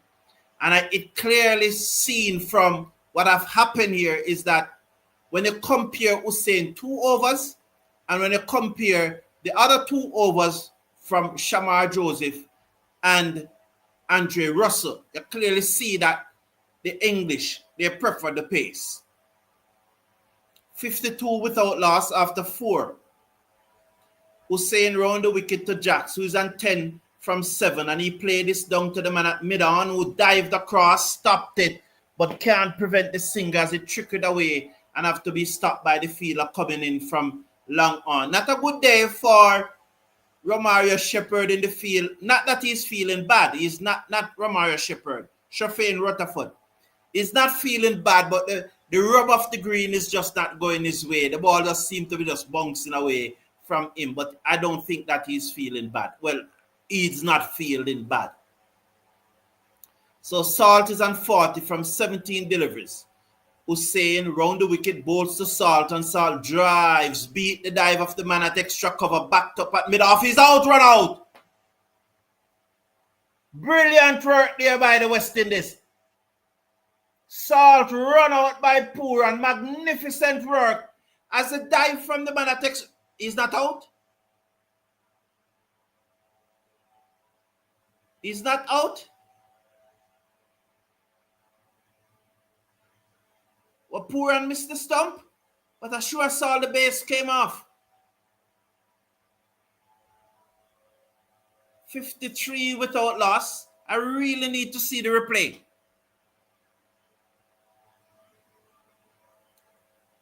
Salt seconds. Hussein round the wicket, bowl to Salt. Salt cut this away. Dive by the man at cover point again. Can't score. The score remains at 53 without loss. So good fielding here. That was Evan Lewis. The previous delivery. So brilliant work there by Evan Lewis. What I want to see is the delivery before that. I want to see exactly what happened. I apologize for saying he's out. He was not. Hussein round the wicket, bowls to Salt, and Salt cut this away. Again, cannot beat Lewis, this time moving to his right. Good work there in the covers. Pooran having a laugh with him and say, you can't beat the covers, man. So the pressure mounts. Good work by Evan Lewis again as he moves smoothly to his right and stretches out and stop that one above his head. Hussein, 53 without loss in over number 5. Here he comes, 2 to come, round the wicket, bowls to Phil Salt, and he played this one back to the bowler down the inside of the pitch who field. No run, the score remains at 53 without loss, with 1 delivery to come in over number 5. Just 1 from this over thus far. Hussein, 2.5 overs, none for 15. England, 53 without loss. Salt is on 40 from 21 deliveries. As Hussein comes in, round the wicket, bowls to Salt, and Salt played this in the air, wide of the man at cover again. He dived, that was in the air. Backed up by the man at extra cover. They go through for a single, 54 without loss. What a over by Hussein. It was an action-packed over, although it was only 2 runs and no wicket. But I really want to see the second delivery of that over. That one was popped in the air. Diving effort there by Shamar, backed up by Brandon King. So Shamar was at extra cover and Brandon King was at mid-off. And Shamar dived to his right but just could not get to it. And Brandon King at mid-off covers him. They go through for a single. Wow. Gus is saying, Carl, thank you very much, Gus. I appreciate it, man. Thank you. One love, brother. One love. One love. So Budakesh Moti is coming into the attack. So we'll see what spin is doing. Patrick Lambert believes that England will reach the target with more than 2 overs to spare. I'm not giving up yet, Patrick. I still think we can win it. Despite Shamar going for 24, Russell going for 13. We hope that the next time they bowl, they get some wickets. Short third man, backward point, cover, extra cover, mid-off. Those are the 5 fielders on the offside as Moti will come round the wicket to bowl to Phil Salt. He's on 41 from 22 deliveries. Moti comes in, bowls to Salt. It is high in the air, down towards long off. It gone all the way for 6 more. 47 now for Phil Salt from 23 deliveries. Jacks is on 11 from 8 deliveries. England 60 without loss from 5.1 over. 123 needed. West Indies need wickets in a hurry.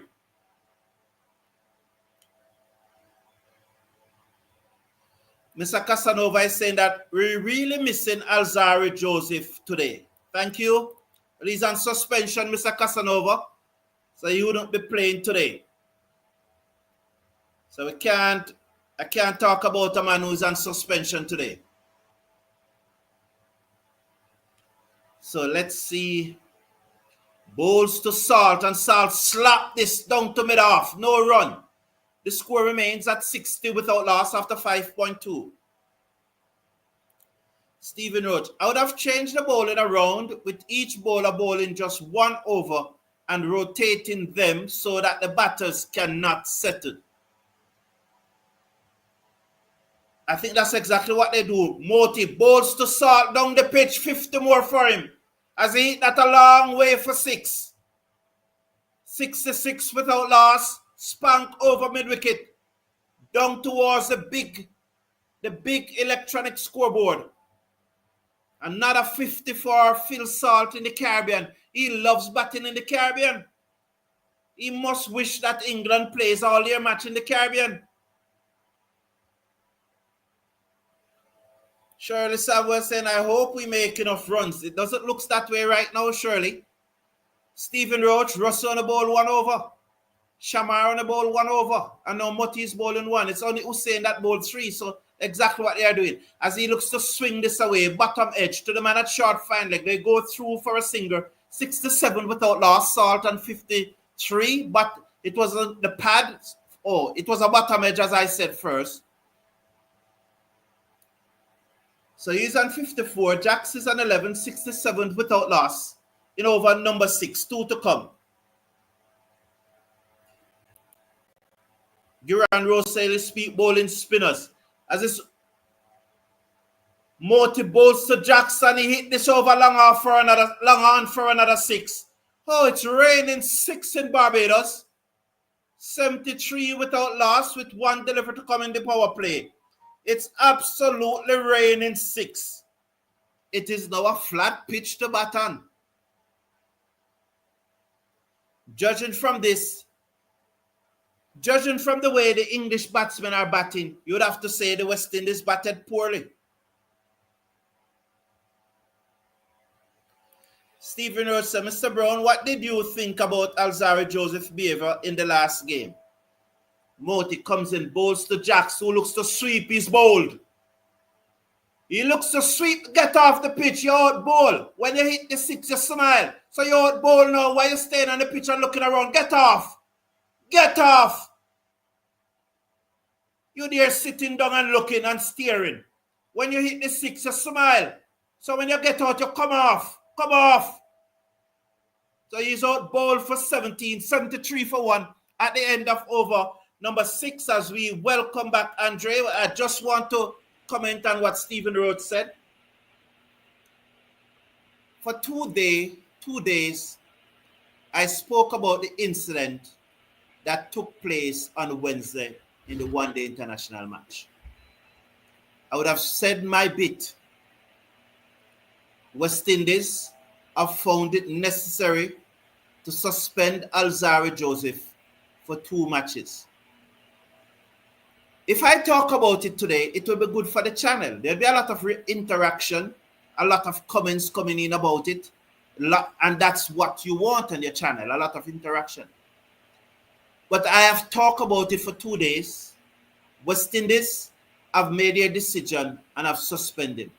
I personally have drawn a line under the incident, and it's now time to move forward. That is my position. So I have nothing more to say on the Alzari Joseph issue. Go ahead, Andre. Yes, thank you very much, Carlton.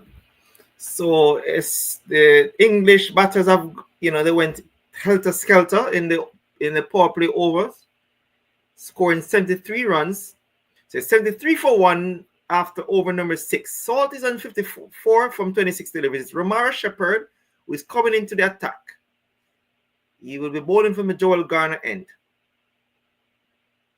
Quite some big boot to fill. Joel Garner, the tall Barbadian bowler, the great man himself.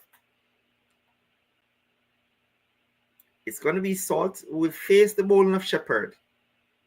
Here's Shepherd on his way, bowl to Salt, who's trying to hitting that one, missed outside the off stump. No run scored. Going to be taken by the keeper.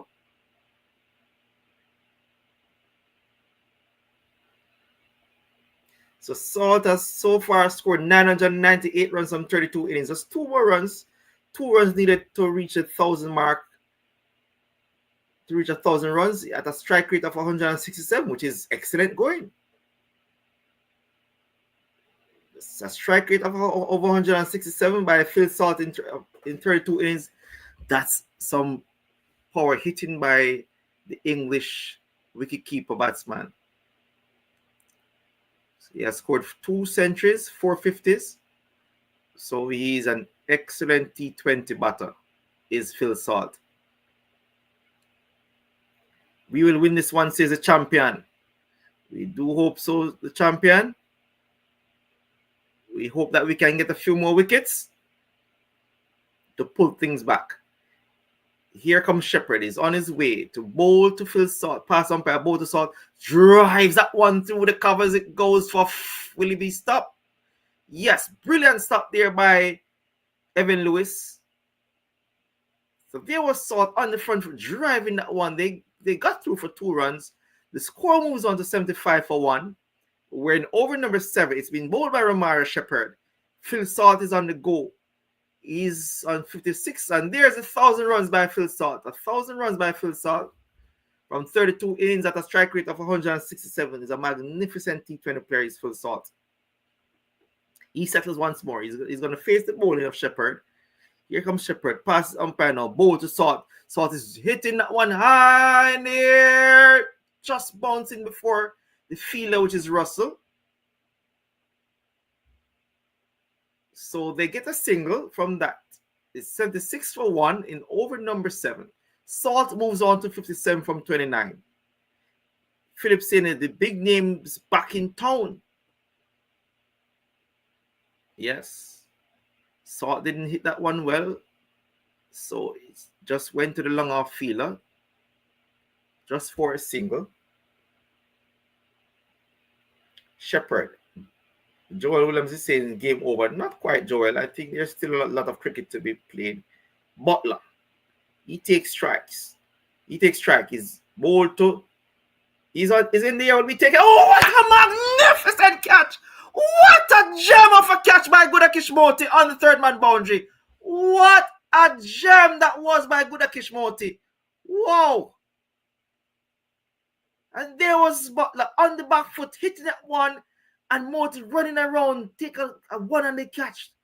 That was some catching there by Gudakish Moti. Magnificently taken. Ooh, wow, by Gudakish Moti. Top stuff there by Gudakish.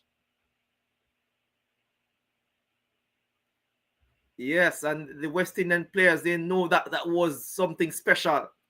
Very, very special by Gudakish Moti. So Butler goes for without scoring 1 ball. Hitting that one to the 3rd man boundary. There was the ball going over it was about to go into the fence at the 3rd man boundary. And Gudakish Moti running around, pushing his left hand out. Take a magnificent catch. Really excellent catch by Gudakish Moti. Stephen Roach is saying Shamar Joseph is not currently accurate enough to play T20 cricket. It is Bethel with a new batter. One of the upcoming youngster from England who was actually, I think he was born in Jacob Bethel. I think he was born in Barbados, if I'm I think he was born in Barbados. I know that he grew up in Barbados and went to England. So Bethel. But let us look at this catch again. Oh, magnificently taken. That was top stuff there by Gudakish Monty. You will not find a better catch than that any day. Wow, lovely. Oh, magnificent by Gudakish Monty. Really top stuff. Ron Pierce, we need 2 quick wickets. Yes, and but let's say that, man, that was something special. That was something special indeed from Gudakish Monty.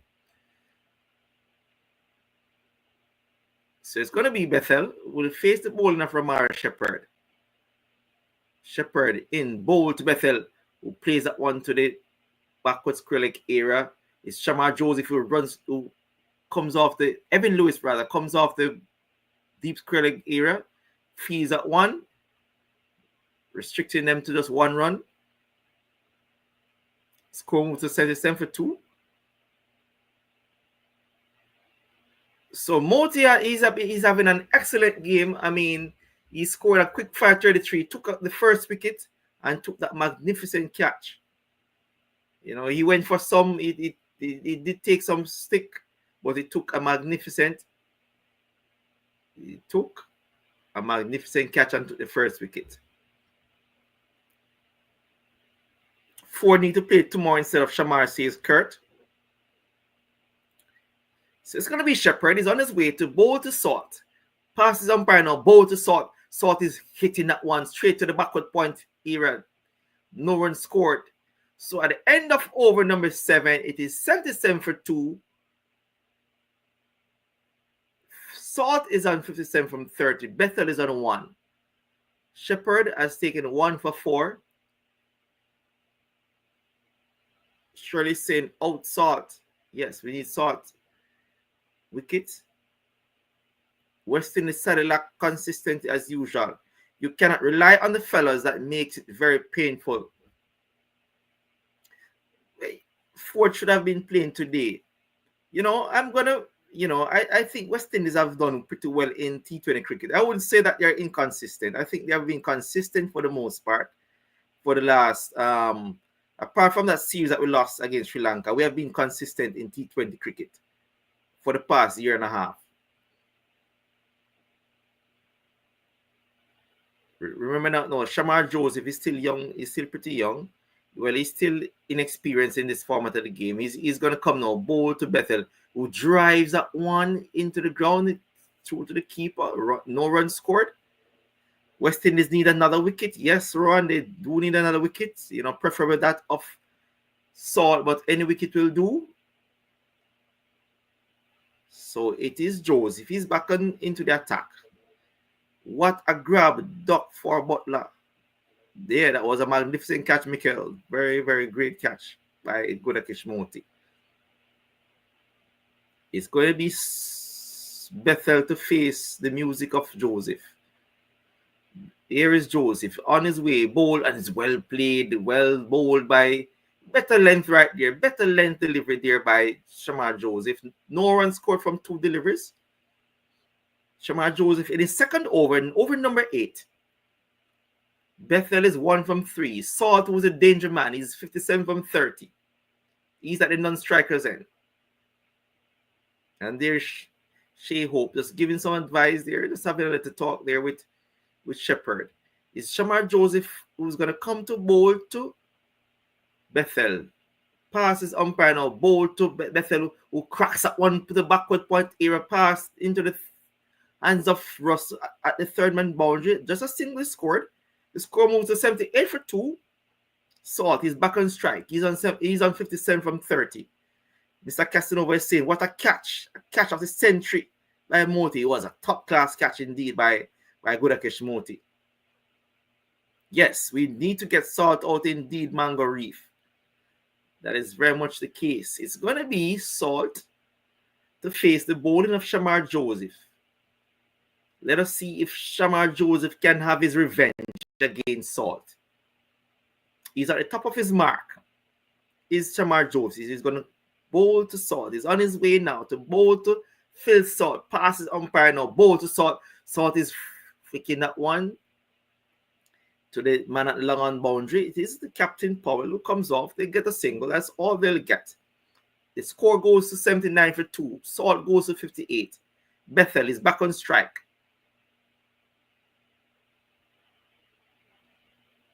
So, right. So, Phil Salt has the third best strike rate of all batters who have made 500 runs or more. Surya Kumar Yadav sits on top with a strike rate of 169. Tim David, strike rate of 167.5. And Phil Salt, 1,002 runs, a strike rate of 167. Way to go. Bethel hit that one to the mid-wicket area. They go through for a single. That is all they'll get. So a much better over this from Joseph. 3 runs scored from the first 5 deliveries. So Salt is back on strike. He's on 58 from 31 deliveries. 2 quick wickets are requested. There are the 2 quick wickets are requested, says Rohan Perry.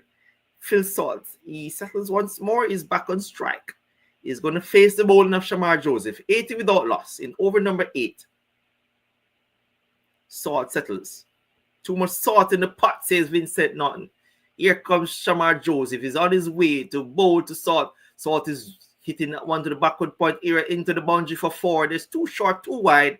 And there was Salt was guiding that one expertly past the backward point fielder into the boundary for 4 more. He moves to 62 from 32. It's 84 for 2 after over number 8. So it's none for 31 from 2 overs from Shamar Joseph, and it's back over to Carlton. A much better over there from Joseph, only conceding 7 runs, and except for that short wide delivery at the end there, you would have done much better. So much better over. Good to see that he comes back and bowl a much better over. And that's the point I was making. That although that over, the previous over went for 24, you really want when he comes back, you hope that he gets some wicket. So that's how the cricket play, you know. So you keep calling Joel Garner and Malcolm Marshall's name, that you are making me wish and dream that they are coming into bowl. Wow. And even that delivery just now, that Shamar bowl, that last delivery, it was a good delivery. It was a good shot by Salt because it was dead on middle stump, but he gave himself room and steered it away and got the boundary. So Winston Gaylord is saying that the shorter version of the game is not for Shamar. Moti bowls to Bethel, who rock backs and played it to cover, and there is no run. The score remains at 84 for 2. Valrihar, how are you? We need to get Salt out now. Yes, Moti bowls to Bethel down the pitch and he swings bottom edge down to the man on the backward square leg boundary, Evan Lewis, who's having a stormer in the field. He's feeling brilliantly. So Salt coming to strike now. Will we get him out? Bethel is on 4. Salt is on 62 from 32 deliveries. 85 for 2 England. West Indies still in this. It's a T20 match. We're on over number 9. They are 85 for 2. Despite all the fireworks, we are still in this. They need 98 runs from 70 deliveries. That's a difference of 28 runs. It's not many, but we are still in this. Moti bowls to Salt. He locked this down to fine leg. Work for the fielder coming around from backward square leg. The ball is slowing up. He gets there now, picked up 1 and Etmeyer, and they are back for 2. The score moves up to 87 for 2. Luther Donaldson said, always thought CPL, how many athleticism? Always thought CPL have more athleticism than most leagues. Our feeling so far has been athletic has been an athletic showcase. Thank you, Luther. We have been doing well in the field. No doubt about it. No doubt about it. The outfield is in terrible shape. Now there's a lot of rain, so they have to try and get up some of that water, it away down to mid-wicket by 4 by Phil Salt. So Gudakesh Moti over the wicket to Phil Salt, and he hit it away in the air, one bounce into the mid-wicket boundary for 4. The score moves up to 91 for 2. That's why the outfield looks that way, but the Kensington Oval is a magnificent venue. But there was a lot of rain, and we expect some rain, just a little more rain just about now. There's a 30% chance. Let's see what will happen. Moti bowls to Salt, who plays this down to long off for another singer. The score moves up now to 92 for 2 with 1 to come in over number 9. So let's keep them under 100 at the 12th over at the halfway stage. Can we do that? Interesting. Let's see. It will be very interesting. So these next 11 deliveries need to go for 7 deliveries would need to go for less than 8. That one played away down to long on for a single. 93 for 2 at 9 overs. So they are going at 9.33 runs per over. The required run rate now is just 8.1. 8.18 is the required run rate. Francis Matthew John is saying, is Chase physically unfit? I think that's the only reason he should not be in any West Indies first 11 right now. Not as Test, but as white ball. Yes, I agree.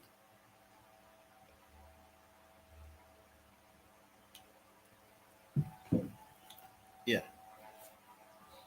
I don't think he's unfit. But I think because of the overcast condition and the weather in the atmosphere, they go with the seamers instead of the third spinner. I think that's what happened.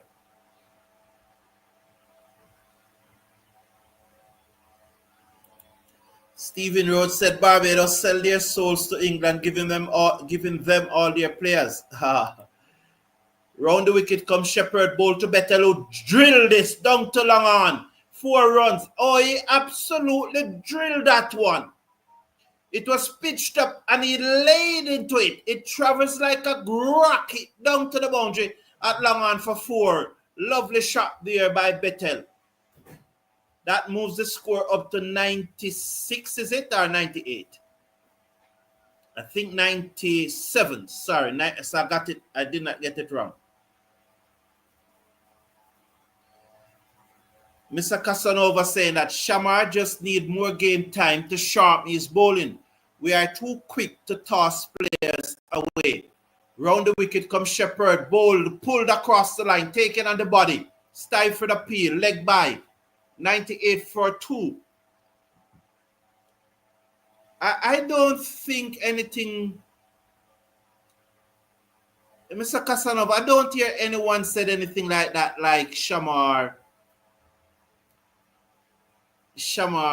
they were tossing away Shamar. I don't know. However, what I do know though, and I know that I've said it and I'm convinced about it. Over the wickets come Shepherd, slower delivery, through to the keeper, no run. Wide signal. Oh no, that can't be wide. I would definitely love to see the replay of that again. It can't be wide. What I do know, I said it on many occasions. A person who's heard me, some of his fans don't agree with it. They think that, it's funny. Let's watch this delivery from Shepherd. Over the wicket, bowls pitched up to Salt, flicked away through mid-wicket. They're running hard. They will come back for 2. Does Shamar Joseph have to move to his left, send the return at the top of the stump to Shepherd, but there was always an easy 2.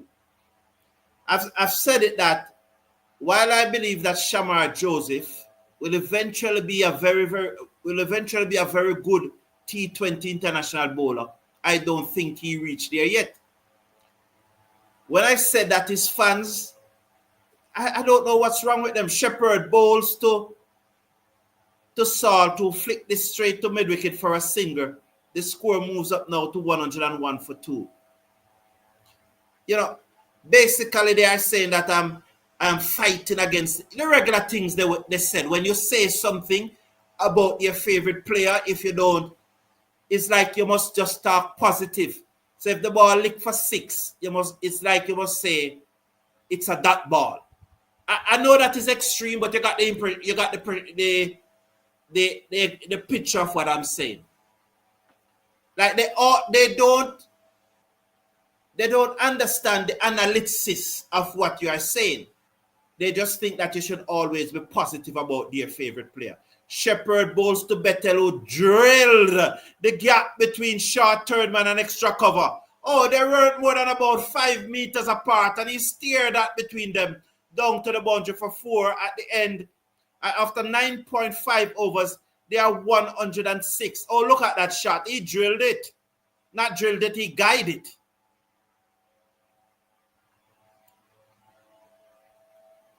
So Vincent is saying, Shamar is learning. Give him some time. He needs to go back and play T20 game at the level below Test cricket. He need to learn how to play T20. He should not be learning to play T20 in the West Indies team. So the thing about it, what happened here now though, is that this is the only CPL. Shepherd bowls to Bettel, who played it out into the offside, and there is no run. So after 10 overs, we are 106 for 2. So he needs to play T20 cricket. He needs to play a lot of franchise T20 cricket to build up his game before improving as an international T20 bowler. Unfortunately, we only have the CPL at the moment. Hopefully in the future, we heard about a T20 league coming in May, and we hope that he gets some T20 cricket franchise, but there's a lot of potential there.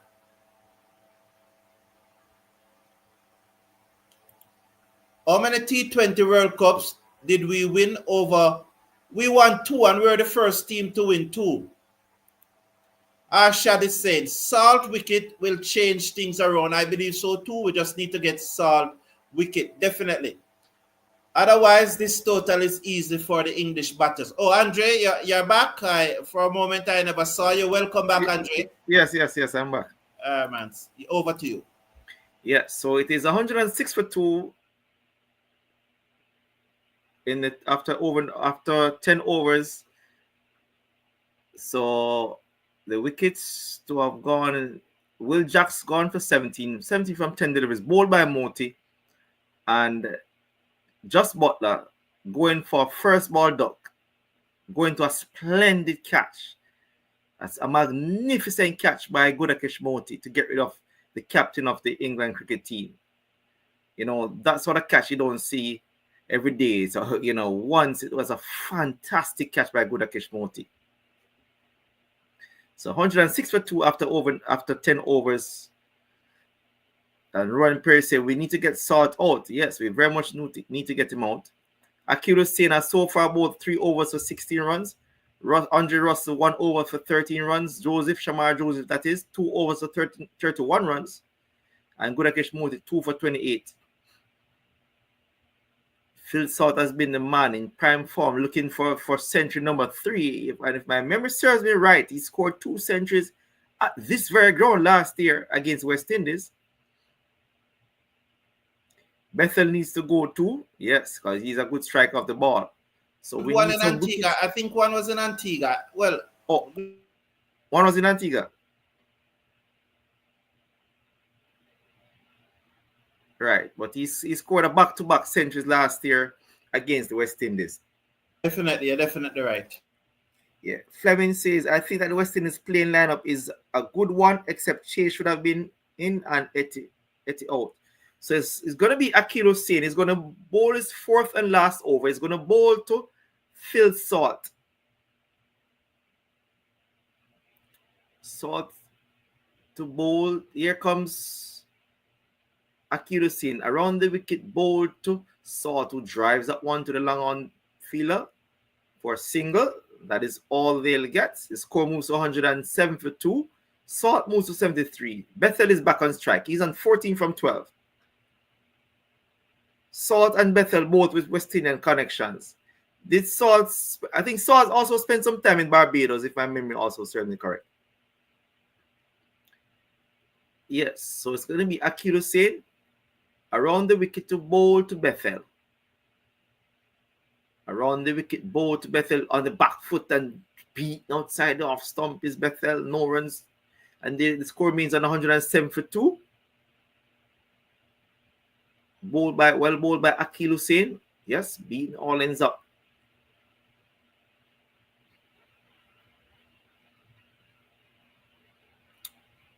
Here is Akil Hussain around the wicket once more. Bowl to Bethel.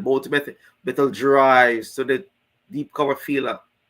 A single is all they'll get. Score moves to 108 for 2. Salt is back on strike. He's on 73 from 38 deliveries. Akil Hussain has so far taken none for 18 from 3.3. It's going to be Hussain once more. He's going to come around the wicket to bowl to Salt. Here he is around the wicket, bowl to Salt, who cuts and misses outside the off stump. 2 deliveries to come. Salt is on 73 from 39 deliveries.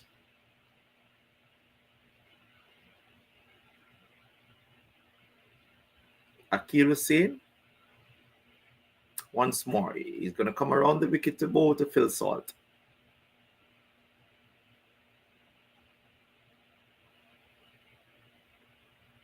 Hussain around the wicket, bowl to Salt, who drives that one to the deep mid-wicket area. A single is all they'll get. Shepherd comes off the boundary and field. The score moves on to 109 for 2. Bethel is back on strike. He's on 15 from 14. Salt is on 74 from 40. England needs a further 74 from 55 deliveries. So far, they're doing it pretty good. 8 wickets in hand, so they're in the driver's seat at this point in time.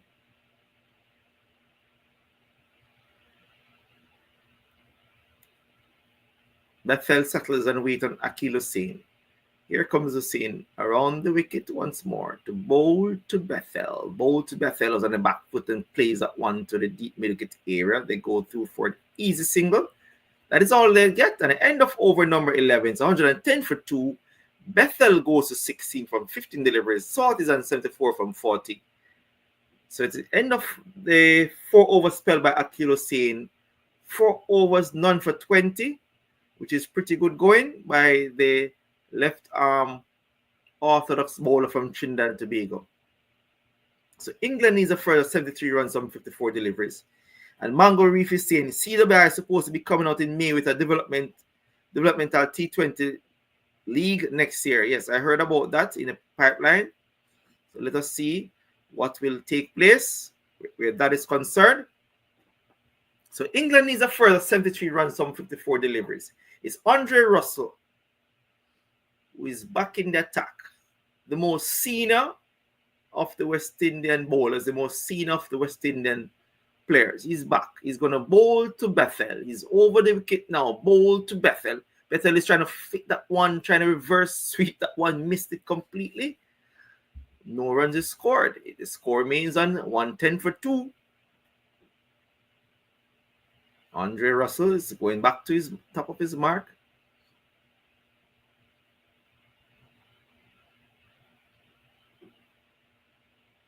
Russell, back to the top of his mark. He's going to come to bowl to Bethel. He's on his way. Pass umpire, bowl to Bethel, who plays that one to the backward point region. It is Shepherd who comes in and field. They go through for a single. It is on Nelson, 1-1-1. 1-1-1 for 2. If it was David Shepherd, that would have been hopping and skipping around. May his soul rest in peace. The former English umpire. It is Andre Russell who's going to come to bowl to Salt once more. Pass umpire. Oh, that's a gimme. That's a gimme, you call that. And flicked a full toss down the leg stump, flicked away for 6. So Salt moves to 80. The score moves to 117 for 2 when over number 18. The full toss and gimme ball was flicked away by Salt into the square leg area for 6 runs. Yep. So 66 more runs needed from 51 deliveries. West Indies need wickets and we need them badly. England means business, says Geron Rose. Greeting my friends at the Cricket Forum. What was the West Indies score? 182 Leighton. And it's flicked once more. Badly line delivery by Andre Russell for 4 more runs. Russell, the senior pro, is setting a bad precedent, a bad example here all over the shop. So 121 for 2. He seems to be rusty. You know, you can see the rust in his bowling as Andre Russell. So Salt goes to 84. 121 for 2.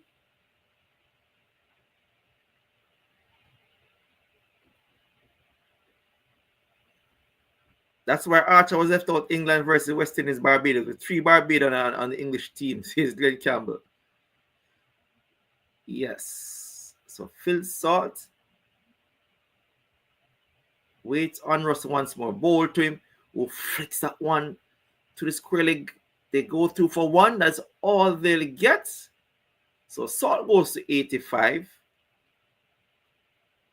It is Bethel who's back on strike. He's on 17. 1 delivery to come in over number 12 is 122 for 2. Andre Russell, none for 25 from the 1.5 overs. We miss Chase's economical bowling badly. Russell will come and bowl the final delivery of the 12th over. Bethel settles and waits on Russell. Here he is, on his way now, is Russell, coming to bowl to Bethel. On his way, bowl to Bethel, and is hitting that one to the mid-wicket area. They go through for 1. Let us see if they'll come back to 2. Yes, they do. So at the end of over number 12, it's a 124 for 2, and it's over to Carlton. Thank you very much, Andre. Well done. Boy, you don't get any wickets for England like how you were getting them for the West Indies when we were batting, man. You need to put on your wicket cap, Andre. So I've dried up on me, you know. The wicket's dried up on you, all right? Yes. So 124 for 2 after 12 overs, replying to 182 made by the West Indies. So Gudakesh Moti is coming back into the attack. Stephen Roach is saying, is it too late to get Bethel and Salt into the West Indies side? It's not too late, but it's not a West Indies alone decision. It's their decision too. I don't think Salt is a West Indian. I think Salt came to school in Barbados, spent some time in his early days in Barbados, attend school, but I don't think he's a West Indian. But even Bethel, Moti bowls to Salt outside the half stump poor and did not collect it, bounce off his pad to the man at backward point, and there is no run. So it's not like West Indies can say, come and play for me, and he turns up. He will have to agree that he wants to play for West Indies, so it's not a one-party thing. Moti round the wicket, bowls to Salt, who played this away down to Etmire and the mid-wicket boundary for another run. 125 now for 2 in over number 13. 125 for 2 in over number 13 with Salt on 86, Bethel on 19, needing 58 runs from 46 deliveries. The difference is only 12 runs. Terence Scott said, our bowling has been quite poor as Moti comes round the wicket, bowls to Bethel, who looks to switch it, taken on the pad. There is no run. The score remains at 125 for 2. Our bowling has been quite poor. With such poor bowling, we can't defend even 200 plus runs. We must come better with our bowling, agreed. As that is played away down to third man for 4. I was reading the comment. I never saw it. So it's 4 runs given. So the score will now moves up now to 129 for 2. So he came down the pitch. He got a bottom edge onto it. He looking to chip to Moti. Moti saw him coming, fired it wide outside the off stump. He stretches, he got a bottom edge to it. It passed Spoor and it goes down to the third man boundary for 4. Nothing they could do. Well, ball Moti is just one of those unfortunate scenarios. Moti to Bettel. He comes down the pitch and play this away down wide of the man at mid wickets, who came around to his right and prevented the second run. 130 for 2 after 12.5 overs.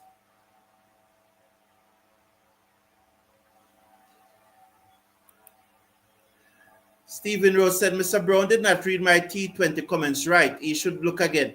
You'll need to send it again and hope that I see it.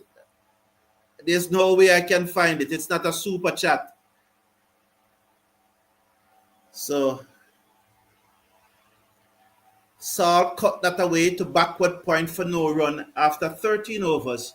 West England are 130 for 2, looking to get 183 to win. They need a further 53 runs off 42 balls.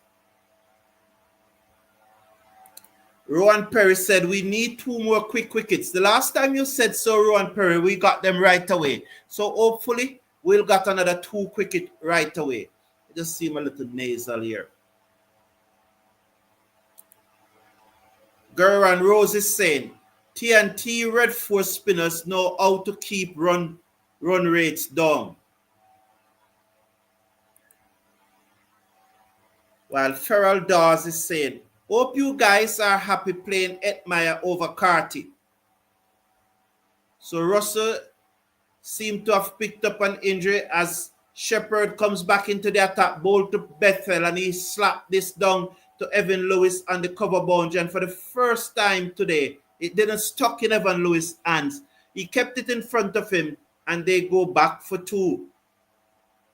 132 for 2. Farrell, as I said earlier, Casey Carty is not in the squad, so there's no way he's going to play over Edmire. And he's definitely behind Chase. He's definitely behind O. Earlier I said he was behind Athanaze, so let me withdraw that. But let's say that he's behind Chase and he's behind O. It over the top, down to the extra cover boundary for 4 by Bethel. So Casey Carty is nowhere near the T20 team at this moment. 30 for Bethel from 23 deliveries. England 136 for 2. You know, there's reality and there's fantasy, right, Ferrell Dawes? Good evening, Mr. Brown, said Theresia. How are you doing? Just locked in after hard day's work. I hope it was a meaningful one, Theresia, and I hope they are paying you well. Welcome to the show. We appreciate you being here. Not a good day for West Indies, though, Theresia. We are under the pump. Shepherd over the wicket, bowls to Bethel, and he driven this to the right of Brandon King at mid-off, who moves smoothly to his right and prevented from passing. They got a single nonetheless, 137 for 2 after 13.3 overs. Salt is an 86, looking for his 3rd century against the West Indies in a little under here. Good work there by Brandon King just now. Happy to know that it was rewarding, Theresia, and happy that you are proud of the work that you did today.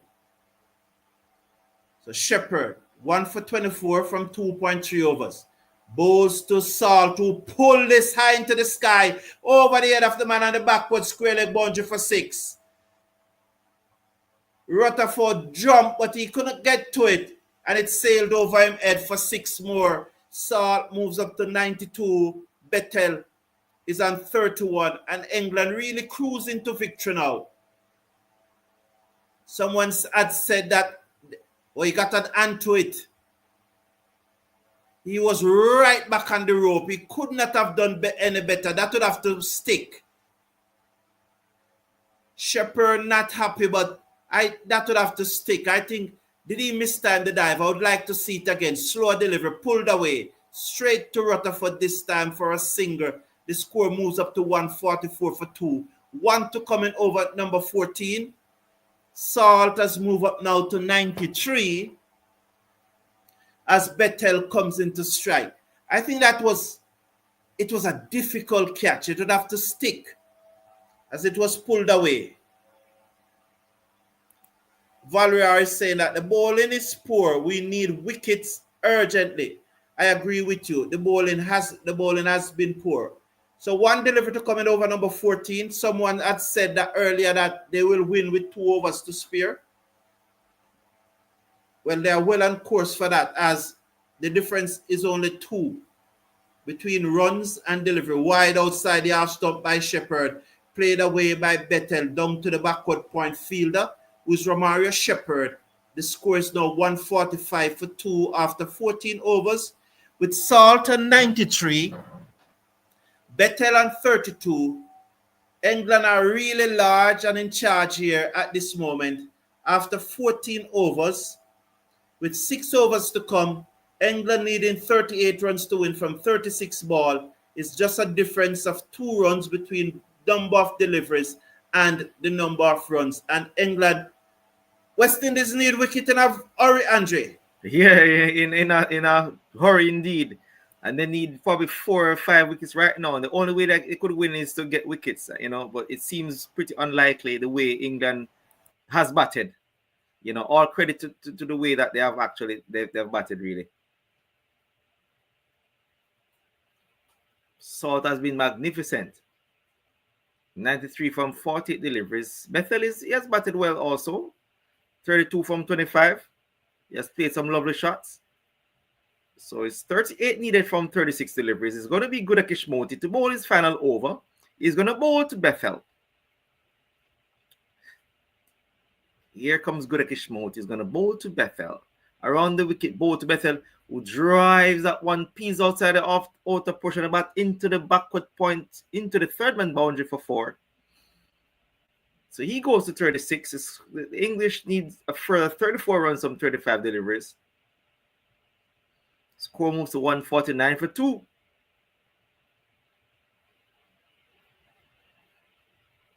$149 for 2. Ray Howard is saying next we're going with Ford and Chase instead of Joseph and Itmire.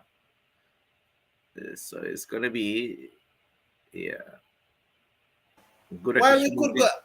I agree with going with Chase, but I don't think that we should give a batsman one game. I think it's different for the bowler because it's it's unfair for Itmire. You can't.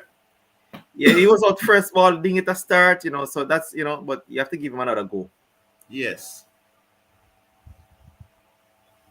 And since West Indies have gone into the match with 6 specialist batsmen,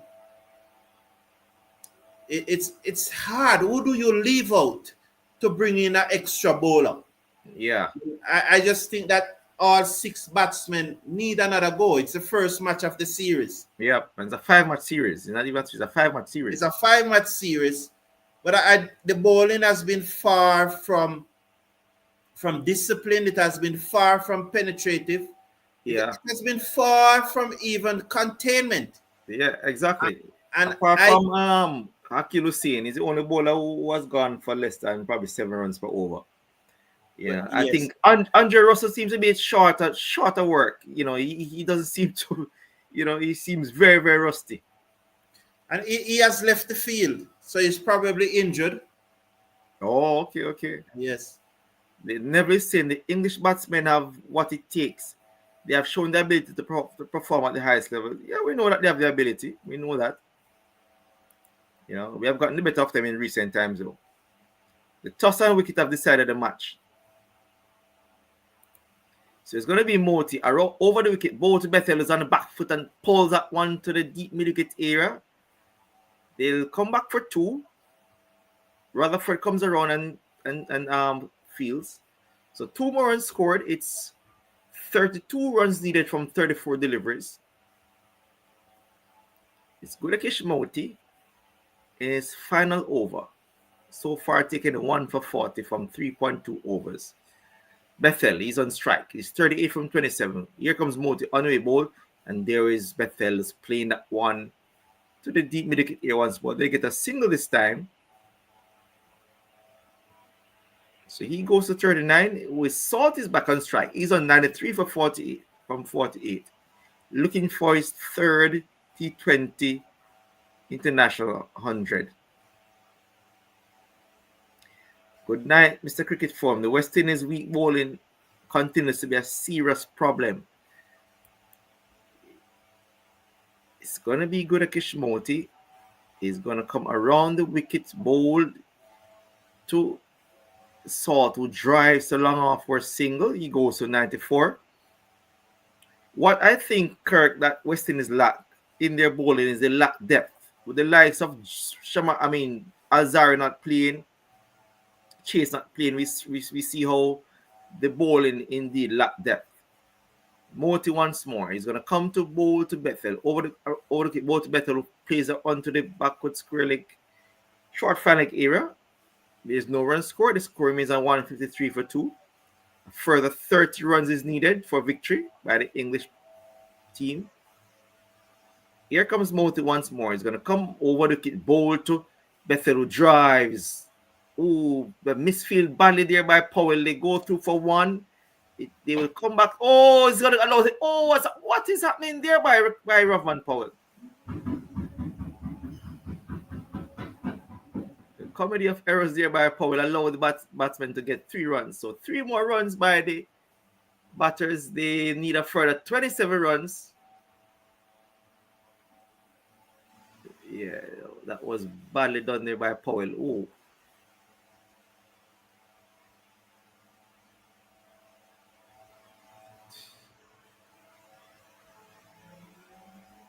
Almost went for 4. Alec Athanaze gave away his wicket again to the Leeward Islands yesterday for 34 runs. Carlton, I said with 2 overs to spare. Yeah, they might very well do that indeed. Meanwhile, it's going to be Shamar Joseph. He's back into the attack.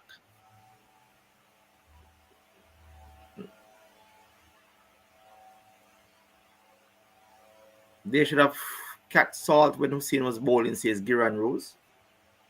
He should have caught Salt. All right. Joseph. Moti has been so weak today. It is difficult to imagine that he's our star bowler. Well, that is how it goes sometimes, Paul. Not all days no matter how good you are, you'll have bad days. And Moti he had a good day with the bat, not so good with the ball, but he also took a magnificent catch. A little bit off color with the ball today, but such is the nature of the game. Meanwhile, it's Shamar Joseph who's back in the attack. He's going to bowl to Bethel. Over the wicket, bowl to Bethel, who drives that to long off. They go through for an easy single. That is all they'll get. The score moves to 157 for 2. 26 more runs needed for victory by England. Ray Howard is saying Chase bowls, Hitmar doesn't. It's going to be Salt. He's on 94 from 49 deliveries. Salt faces up to Shamar Joseph. Here's Joseph on his way to bowl to Salt, who's wide outside the off stump. Wide signal. Missed by Salt. So 158 for 2. 25 more runs needed. The difference between West Indies and English team is that England played responsible and West Indies played nonchalant. No fire in the bowling, etc., says Valor. Yes, I thought that West Indies played, they were far, they weren't responsible enough in terms of their batting. Quite a number of their batters gave away their wickets. Shamar Joseph on his way once more, bowled to Salt, who drives to the cover fielder. A single is taken. That is all there'll be. The score moves to 159 for 2.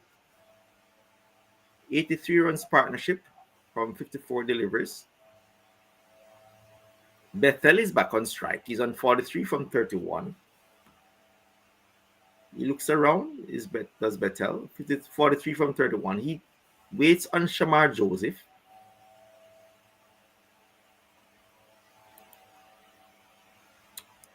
Kirk is saying, Mr. TCF, Powell needs to be dropped as captain and replaced by Moti, because right now it's the captain's saving point from being dropped. He's had a rough time, to be honest, but he has been a successful captain, and he will still be there for some time. Here is Shamar Joseph hitting that one over square leg for 6. Does Bethel. Pitch too short. Did Shamar Joseph, and Bethel rock back, hitting that one over the square leg here, backward square leg here. 6 more runs. 18 runs needed for an English victory. Yes, a slow delivery, short, meat and drink for Bethel, hitting that one over backward square leg for 6 more. He moves to 49. Yep, right into the Gordon Greenwich stand. Had the West Indies won the toss, they would have batted first? I don't think so. I think they'd have bowled first. Here's Shamar Joseph on his way to bowl to Bethel once more. Bowl to Bethel. Bethel is hitting that one high in the air. Will he be taken? No, falling short of Hetmeyer. They go through for 1. So Bethel gets his 50. Well played by the young man. 50 from 33 deliveries. 70 more runs is required for victory. Salt is back on strike. He's on 95 from 50. He will try to get his 100. So Bethel gets his 50. 50 from 33 deliveries. Well played by the young man. In his 3rd international innings, his first 50. So 2 deliveries to come in over number 16.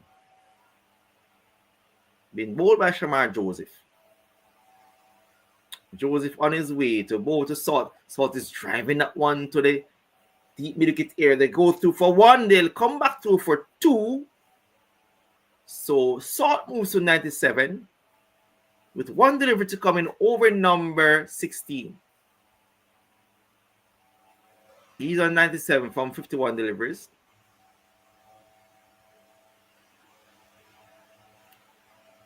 Trying to get century number 3. And all 3, if he gets here, all 3 will be against West Indies. Shamar Joseph is on his way to bowl to Salt. Pass umpire on bowl to Salt. Who goes way down the leg side. Wide signal by the umpire. You will have to reload that one. 14 more runs needed. 4 wides bowled this afternoon. I think all 4 wides has been from the bowling of Shamar Joseph.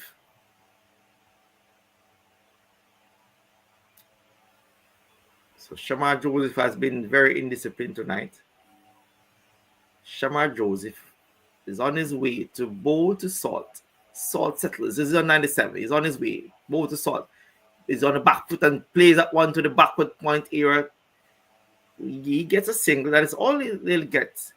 So Salt goes to 98. The score is on a 170 for 2. 13 more runs needed. And it's over to Carlton to do the final, right? Thank you very much, Andre. I sat here and I'm watching the television and I'm saying to myself, this is really an unprofessional performance from the West Indies. Really. I don't think they come to play cricket today. Well, yes, they would have left their hotel to come and play cricket. But this is what you would call that they did not show up. You know, in quotation mark, they just did not show up. I'm looking at that. I'm looking at how we bat, and I'm looking at how the Englishmen are batting. When we were batting, I was thinking that probably the pitch was a bit tricky. But it absolutely a belter Shepherd bowls and swung away by Salt down to long on 4 runs. Misfield again by Rutherford. So that's Salt 100. And he's very happy about it. He's running around. He's running around Kensington Oval. He's celebrating. Something must have been said for him to be celebrating like that. As he swung the full toss from Shepherd down to long on. Rutherford came across, misfield again. As I was talking about, this is really not up to the standard that we'll expect, Andre. Not at all. It has been very, very, very poor. Even when they batted, I think they didn't bat responsibly enough. A lot of the batters they got in, trying to, try to go over the top, just giving away the wickets like that. And it came right back to haunt them. The bowling has been very poor all over the shop. Shepherd bowled to Salt and he slapped this down to long off straight to the fielder on the bounce. That's Shamar Joseph who sends the return in at the bowler's end. And there's a single 175 for 2, 8 more needed by England. Yes, and England will win and probably finish it in this over. Yes. I don't think they want to go past this over at all. Stephen Roach, how many World Cup was there in the last 2 years? How many T20 World Cups were there in the last 2 years? I need to know, please.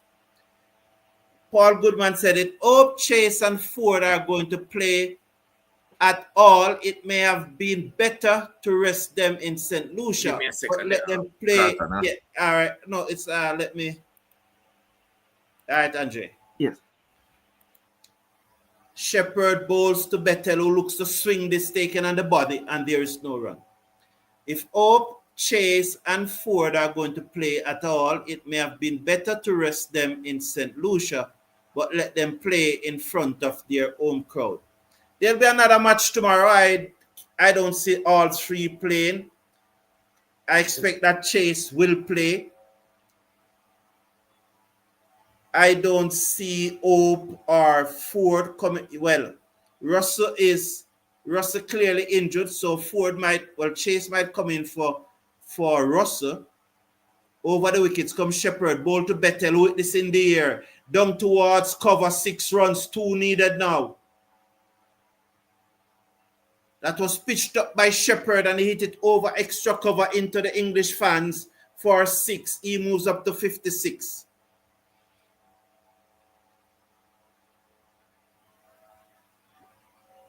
Steve Russell saying no more Shamar for now, but he will be back, Steve Russell. He will be back. As I said, he needs to learn to play T20 cricket. And you don't learn T20 cricket playing for the West Indies. You come to the West Indies, can play T20 cricket. Some you win, some you lose. Absolutely, Jacob. I believe we have a good enough team to win the series. Come on, boys. Let's do it starting next game. Absolutely.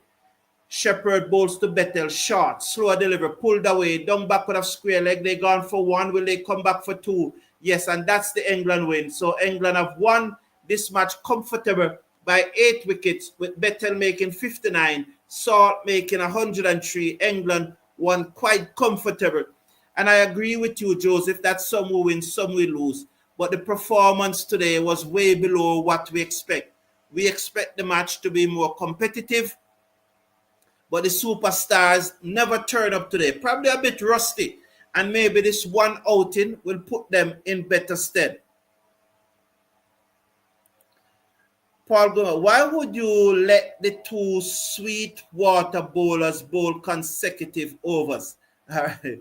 Kirk Amute, the second game tomorrow, Shamar out, Ford in, and Powell rested by the coach, Chase in.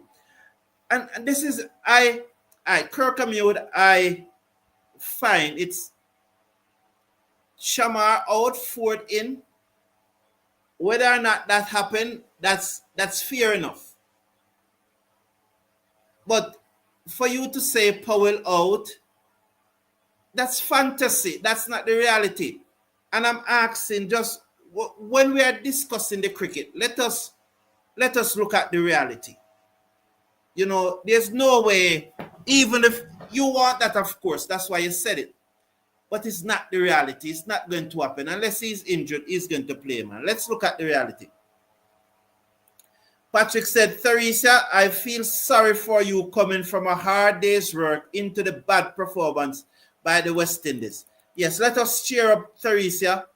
Oh, yeah, yes, thanks, appreciated it, Mr. Yes, Theresa, cheer up, cheer up. We'll win tomorrow. Michael say facts. Thank you. Anthony Jervis is saying, poor bowling by the West Indies bowlers. Yes, it was poor. They were poor. It was a poor day. Michael think that Ford and Chase should be in.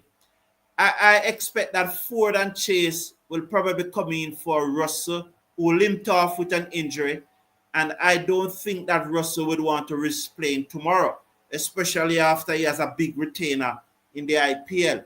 So I expect Ford to come in for Russell and Chase for let's say Ford and Chase for Shamar and Russell. I don't think they're going to drop any of the top 6 batsmen. I don't think so. I would not have done so. Having gone into this match with 5 specialist bowlers, which I don't think we should have had. If you now go into tomorrow's match and go in with only 5 batsmen and 6 bowlers, so you are playing Chase as the 6th batsman, it means then that your whole strategy, your whole planning, everything that you have thought of and how you were going to play this series, you'd have throw it out the window after one game. Because you would have, both the management, the leadership would have sat down and said that we are going to go into this series with 6 batsmen and 5 bowlers like we did in the one days. That is our strategy going forward. You don't change strategy after losing only one match. You don't. So I still expect us to go in with 5 bowlers tomorrow, with 5 bowlers and 6 batsmen, with Ruston Chase being one of those 5 bowlers, as I think that he will probably bat at 7, as we saw Andre Russell limped off then. So that is my view on it. Teresa said, the management of the team has some serious questions to answer in terms of why would you play Shamar Joseph, who was so expensive in the ODI. Good point. Why was Ford not played? He was so economical. That's a very good point too. As you saw, my playing 11, I have Ford in it. And one of the things that I love about Matthew Ford, he continues to take wicket early in his first spell. He's very good at it. It doesn't happen all the while. It's cricket. It won't happen all the while. But it happens so very often where Matthew Ford, he gets a wicket in his first spell. It seems like left-handers are better batsmen. Well, Gurr and Rose. West Indies Sport Cricket is saying terrible line bowling. Yeah, I don't get that. So we were definitely below par today. Definitely. It makes no sense you bowling 140 kilos and you cannot bowl line and length. Absolutely agree. While Terence Scott saying, and why was Chase, who has been so economical in the past, not played in place of Edmire since all our guys can bat except Shamar? That would have been my selection too. I would have gone in with Chase ahead of Edmire.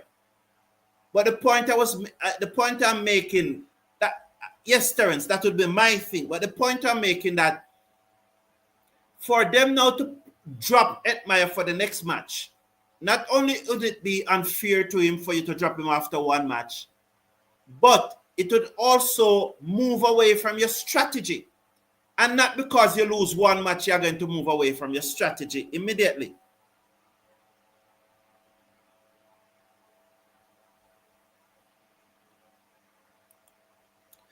I consider myself to be a reasonable person. You know that everybody thinks so. Never is that they're a reasonable person. Come on. If the captain, leader, men cannot bat spin, bowling, what are you doing? Never Isaac, I will ask you this question. I heard it a lot, you know. I heard it a lot. And I'm asking, what are Powell numbers against spin bowling and classified it to against leg spin bowling since he took over the captaincy? So I want you to do a research for me, Never Isaac. And when you come up with those numbers, tell me if you will change your opinion. What are Powell numbers since he took over the captaincy against spin bowling and leg spin bowling in particularly? And you can even go one further and compare it to what our other batsmen are doing against spin bowling. SOS Music said, let Shamar play. He will do well. Don't agree with that SOS Music, but you would have your reason. I think that he needs to go back down to the lower level and build up. No, he needs to learn his T20 game. I said it many times for the last 2-3 months, or probably even 6 months, I've been saying it, that I don't think that Shamar Joseph does he quite understand what T20 bowling is all about. And I think he's a bit confused right now, and he really needs to go back down to the lower level and play some franchise cricket, and hopefully the T20 tournament that is coming up next year in the West Indies, all of those will benefit him. I really don't think he knows his T20 game. And the other thing about it, I don't want it to affect him test game, that when he's in a test match, he lost that. He lost that. I really don't think so. It hurts me to remind people as of this, but remember Shamar Joseph's first over in IPL cost 22 runs, 10 balls. Bottom line is too expensive in T20, said Robert Mullins. John Douglas is saying the wicket is not balanced when the game is played between day and night.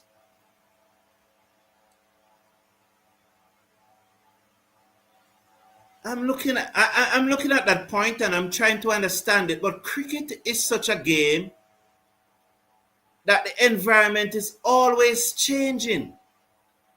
So between day and night, and Barbados started, didn't England start their reply in daylight? But nonetheless though, but cricket is such a game where the environment is always changing. You will have, even if it's a day game, sometimes you'll have bright sunshine, rainfall, the field get wet, the ball get wet. Sometimes the lighting is not good even in the day. So I don't know. I can't share those views. My views would be different, that the environment would have an impact because cricket lasts a long time. And from the dawn of cricket being played, we have always played game in different environment, the same match. So I don't know. I don't think I agree with that. I don't see it as a factor. WI Sport Cricket said, I have a lot of time for Etmai and hope he gets a good role and seconding his 6 hitting is par excellent. Urban Thomas said, I think Moti should bat up the order. Well, thank you. Shamar should just focus on his test bowling for now. And West Indies WI Sport Cricket say, agree, we need to recognize Moti as a legitimate all-rounder. Thank you, WI Sport Cricket. It was a pleasure being here with you today for this match, and I thank Andrea. Thank you for tuning in. We'll be back with the game tomorrow, the second match. I will be back here tomorrow morning about 11 o'clock Jamaica time to go over this match and analyze it in detail, and also look at the comment that English commentator who works with Talk Sports said about Alzarri Joseph, calling him filthy. That was unfortunate, and we in this community need to start a movement so that man will never come on here again after calling one. Well, I shouldn't say that, probably too harsh, but he needs to explain what he meant by Alzarri Joseph was filthy. So I take back that he should not come on here again. We are all human beings. We all make mistakes. But he needs to explain what he meant when he said Alzarri Joseph was filthy. So we need to get something on that. We need to contact Talk Sport. Have a good evening, everyone. Take care of yourself. Take care of your loved ones. Until tomorrow, bye for now.